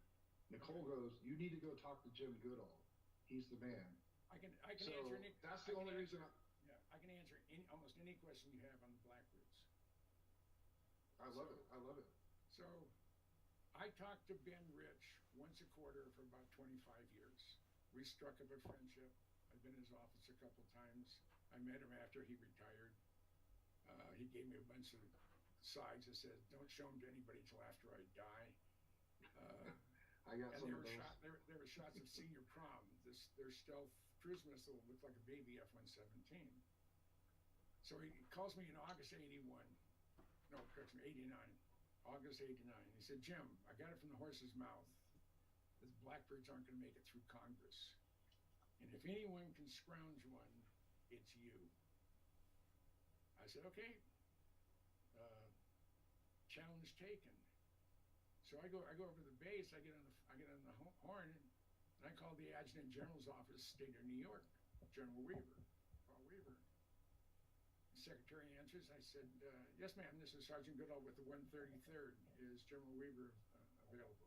"Just a minute, Sergeant. Put him through." He gets on the other end and said, "Sarge, how can I help you?" I said, "General Weaver, I got a question. It's not nailed down for sure yet, but how would the New York Air Guard like to move the world's fastest airplane in a couple of your C-5s?" Total silence for a few seconds. He said, "You mean the Blackbird?" I said, "Yes, sir." He said, when you're ready, you call Will Hall." Okay. So about a month and a half later, so I went to my boss, Major General Al Schwab, and I said, "General Schwab, I want to get a Blackbird for our museum." He laughed at me. I said, "Sir, rather than laugh at me, give me an opportunity to fail." He said, "All right, Smarty, how are you going to get it here?" I said, "I got that covered." He said, "What do you mean?" I said, "I called General Weaver in New York. He's a tag in New York." And I said, "How'd you like to move the world's fastest airplane to one of your C-5s?" And he said, "You call Will Hall." So then I raised a bunch of money from Honeywell and Rosemont and 3M and Sheldon there in Minneapolis. I got Dayton Hudson Corporation to do it, to pay for I think it's a 27-minute documentary on the dismantling, moving, and recovery of the A-12 number 128. So I got the official letter in the end of August, and when August, because Desert Storm was just getting ready. Desert Shield was just getting ready to start because Saddam was invading Kuwait. So everything got postponed until, this is 90, got postponed until I remember. October 91. So we got the okay, and it turns out it was the 8th production A12, number 128, 6931. And I had 3 chief master sergeants, 3 senior master sergeants, and the rest of us were masters or techs. And we took the wings off just outside the landing gear at wing station 112. We cut the wings, all 18 wing beams, took the skin off and cut the wing beams. We made a lineup plates beforehand that we put in, drilled, and then safety wired to the airframe. So all we had to do is line those things up. And I had a lot of really good, smart NCOs doing this. So what was your actual position at this point when you're a tech sergeant? I was the wing historian. Okay. And did you work with the U2 also? No. And the museum, is it the wing executive officer for the museum, even though I was an NCO. It was my responsibility to make sure they got everything they needed. They want a Blackbird? Shit, I'll get that.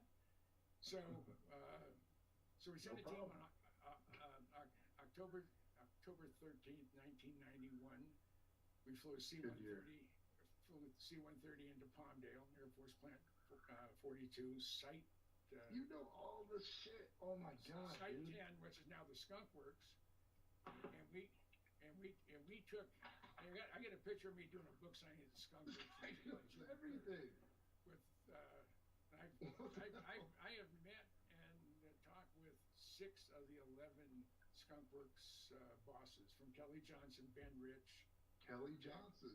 Yeah, well, he's a nasty fuck. But dude, I'm hanging out with you. You're the only person I care about in Vegas. Yeah. You're my best friend. And so Dave, you're off the list. Yeah. So we get the okay. We took the wings off in 2.5 days. It took Air Force 6 weeks to take the wings off of the one that's up at Hill Air Force Base, 981. And I measured everything, and we had to take the outer wheels off the main gear and the disc brake assembly to clear the floor rails.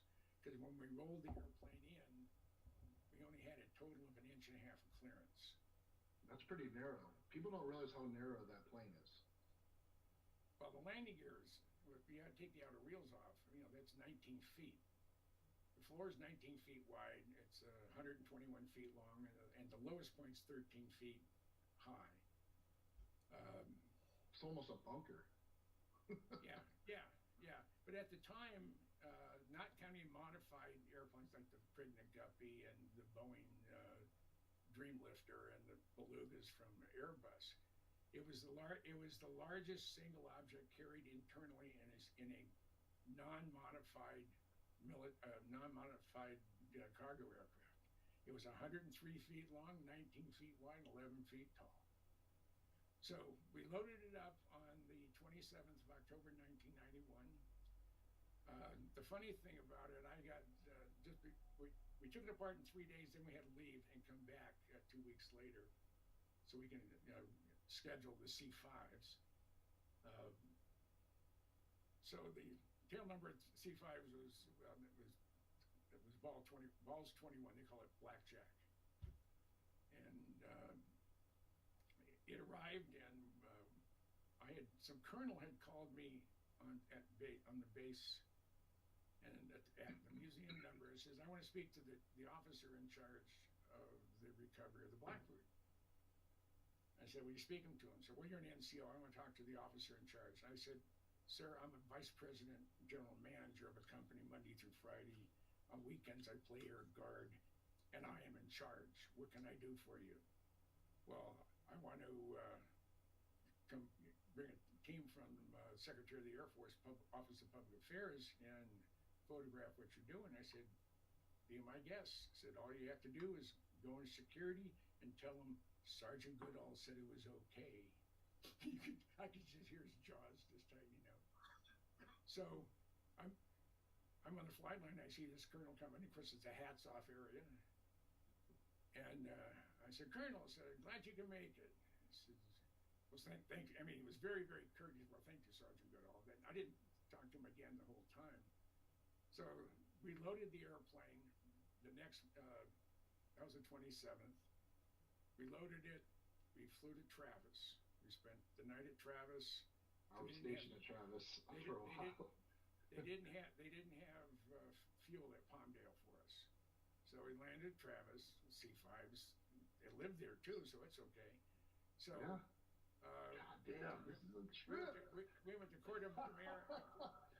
You know every detail, dude. This is crazy. And I'm blessed with I know because I've lived this. It's crazy to me right now. So next morning we take off, and we're about 35 minutes, 40 minutes out from Travis, and the Chief Master Sergeant Loadmaster, he's going down to check the load. I said, can I go with you? And he said, well, normally the answer would be no, but since this is your project from the beginning, sure. So I go down, and I put a wheel chock on the canopy. The canopy was out of the nitrogen had leaked out of the counterbalance, so that's a heavy fucking canopy. So I climbed up in the landing gear, walked along the chines, opened the canopy. I had a 5-gallon bucket on the bottom of the ejection seat because the seat pack was out and it was all the way lowered with a cushion on it. Went in there, pulled the wheel chock in, closed the canopy. What's the seat? The seat in that plane, was it custom or was it an ACES? It was an SR1 ejection seat. It was a modified, probably a modified Martin Baker. I never asked that question, so I was curious. Yeah, it's referred to as the SR1. And I think they use newer ones later on. But so I'm in there for about 45 minutes. And finally, a rap on the bottom, and I open the canopy. It's the chief. Said, we got to go up. I said, okay. So I go up, and now we're starting. We're just starting our begin our descent into Minneapolis, and the chief comes back and said, the boss said you can be in the cockpit when we land. I'm already in the front end of the C5. There's 75 seats in the back behind the wing box, but I'm up in the cockpit area. I said, no, downstairs. So I go downstairs and I get into the cockpit of the Blackbird. So my plane, I called Ben Rich right after we landed. I said, Ben, I think I've done something no one else on the planet has ever done. I've been in the cockpit of a Blackbird at 33,000 feet at Mach 0.72 inside another airplane, and I landed it. Mach 72, so what, like 400 knots at that altitude? Yeah. I mean, it's probably one of the coolest things I've ever done. That's pretty cool, man. And then we're gonna share stories in Vegas, I promise. And someone asked me, I wasn't Dave, but it was someone asked me on an interview. Said, "How long can you talk about the Blackbird?" I said, "Minimum 45 minutes." Do you know personally who was responsible for the LA Speed story? Which one? The LA Speed story with LAX air traffic control. Yeah, when they picked F14 and F18 and yeah. No, I don't know who it was. It was one of the guys out of Palmdale, so it was flight test. I'll bet it was. They're like, hey, how fast am I going? 2,500 miles an hour. They never went 2,500, but they were over 2,100. But I actually contacted that guy for really? No, and his agent got back to me and said it'll be $4,000. What? We all know that story. And I said, hold on a second here. I said, I'm a radio show. It's a speaking engagement, and he kept saying speaking engagement, right? I mean, I throw 100 on it.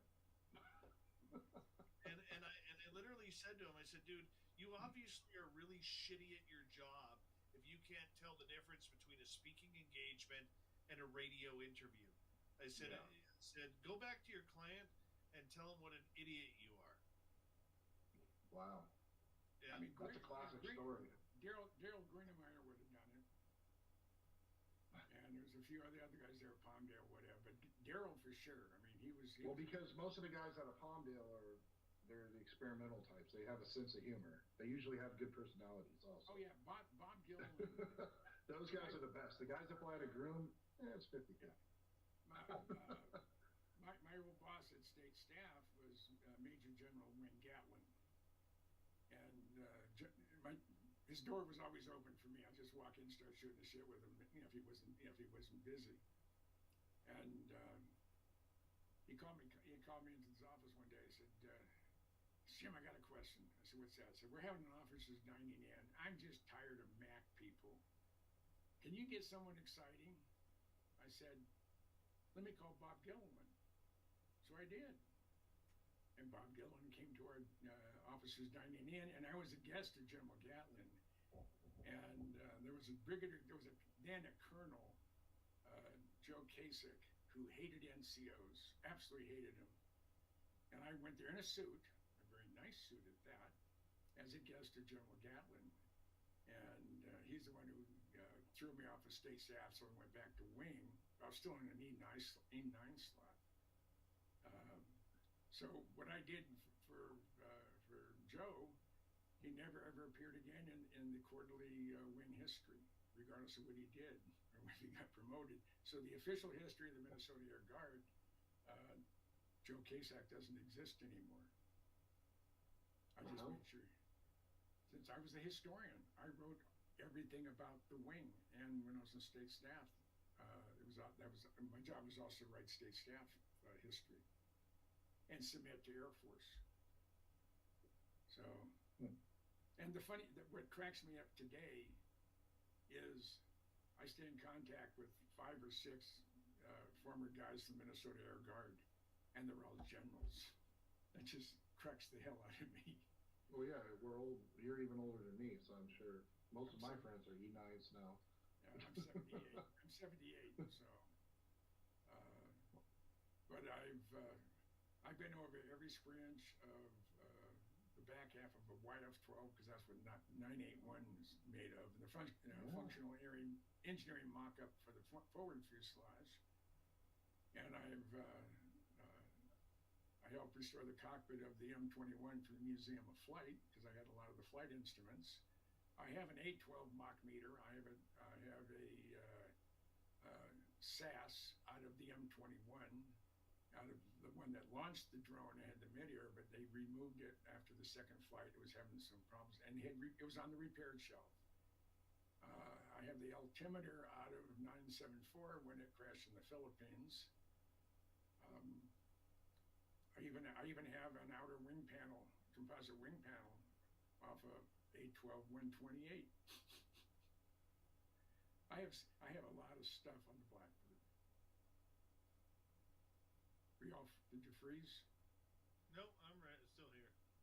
No, random guy's not moving. Oh, he went off. Freeze? Yeah, he'll be back. Okay, I'm gonna have to crash here in a minute. That's after 1. Oh shit.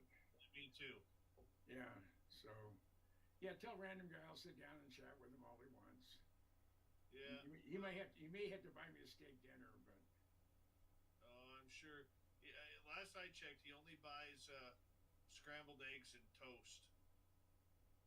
We'll see about that. Random Yee, for the full conversation with Jim, you got to buy him a steak dinner in Vegas.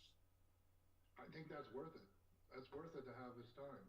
I'd love to pick your brain. And I also want you to put me in touch with Bob, because I have no connections to media or anything like that. This is personal journey.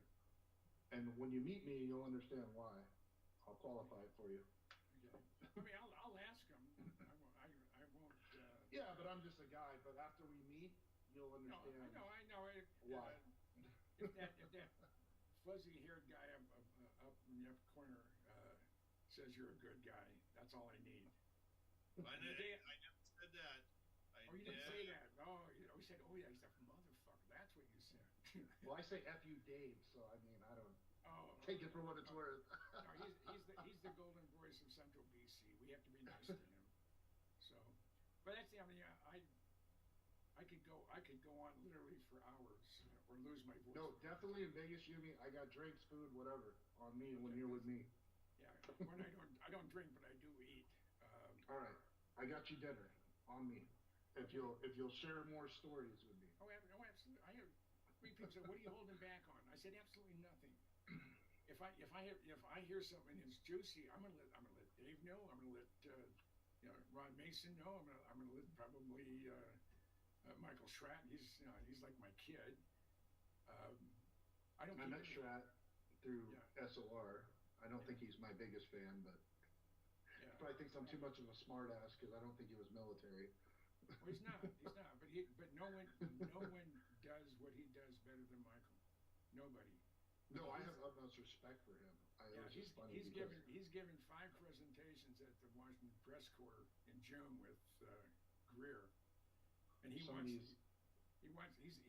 invited me, and he says I said, well, I'm not going to come if I don't have a seat or don't have a ticket. And he says, no, I want to get you in the front row. Wow. So I'll see. Well, we're gonna get. Hopefully, I can impress upon you who I am, and then we can make some things happen. And I'll chat with you. I'll chat with anybody. Shit. I appreciate that. I'm not out for fame and fortune. Me neither. That's why I go by random guy. And I've had too many ex-wives and done. I got one. I'm really close to my first wife. We lost 2 babies. Oh man, sorry to hear that. And I had one die. Andrew died in my arms. And then, number two is the Antichrist. That she was punishment for something evil I did in a past life. That was my first one. Maybe kill off the entire Mayan population of Mesoamerica. That's why I'm looking for their pyramids right now. And then I was married to the fraud. She was a cross between Marilyn Monroe, Goldie Hawn, and Linda Lovelace. I mean, I had a great 10 years. I didn't know that it was all pretend on her part. And then she literally took me for over 7 figures. Took me for everything. But I landed on my feet. There was a computer glitch, and I found my next and final wife on Match.com. And Match? Really? Yep. Wow, I tried all the online dating. That did not work. I had to go to SOR to find somebody. So. There's some evil women out there. Trust me. So I believe it. Other than that, like I said, I didn't get much sleep last night. I didn't get hardly any sleep the night before, and I about broiled to death for 2 weeks. But it didn't rain. It rained the first full day, and that's when I slipped and got my 11 stitches. And then it rained Saturday night. I mean, a hellacious rainforest, tropical thunderstorm, lightning, wind blowing all over the place. I couldn't keep my weed lit, and it was terrible. So I'm also a 78-year-old pothead, but you do edibles or just smoke? I smoke. I do both. No, and I'll bring you edibles because I don't mess with it, and my buddy works at a dispensary. He brings me edibles all the time. There's a stack of them on my fridge right now. I'll bring them to you. Fridge. Yeah. Okay. Good. I don't mess with that stuff. No, I had. So I got your weed. I got your weed and dinner. On the day challenge to January 28, 1986, I was under anesthesia for 11 hours after doing 9.5 hours of brain surgery that I wasn't supposed to survive. And the net result, I'm totally deaf in my left ear. They severed my auditory nerve. And I've been around too many airplanes, so I have limited hearing on my other one. But I don't wear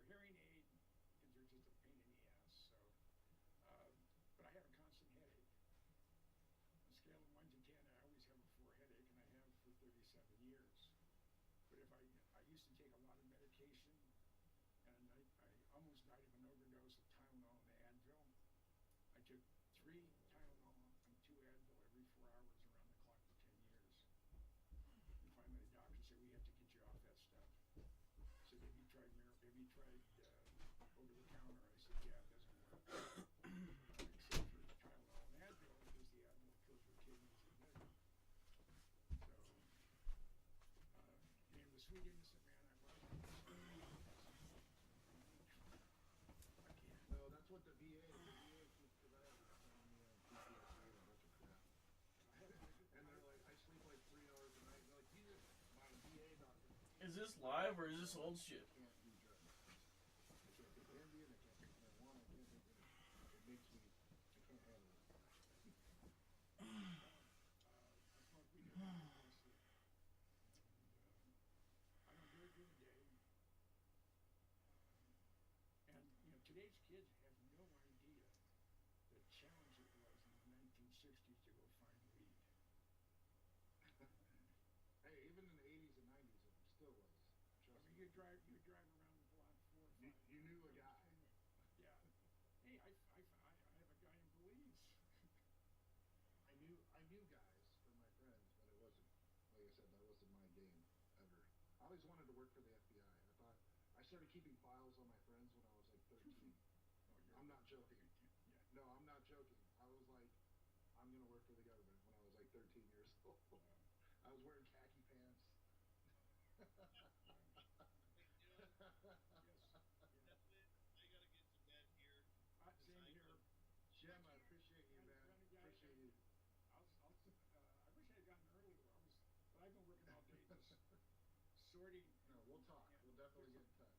Moving all my videos and files into categories from the trip I was just on. Because we're gonna do a major documentary on this. So I will see you.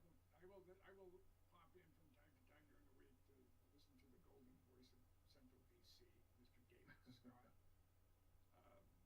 I always comment, but I very rarely come on because I'm very rarely invited. So anyway, love you, Dave. Random guy. It's nice to meet you, brother. Really enjoyed it, and absolutely. I'm staying at Nellis. I can't pay the fees in Las Vegas. It's just too outrageous. I got a townhouse in Vegas, and I'm right down the street from whatever you need. You need a ride, you need dinner. You're in town, I got you. You worry about it. I got my. Dave has my number. Yeah. I got you. All right. I'll see you then.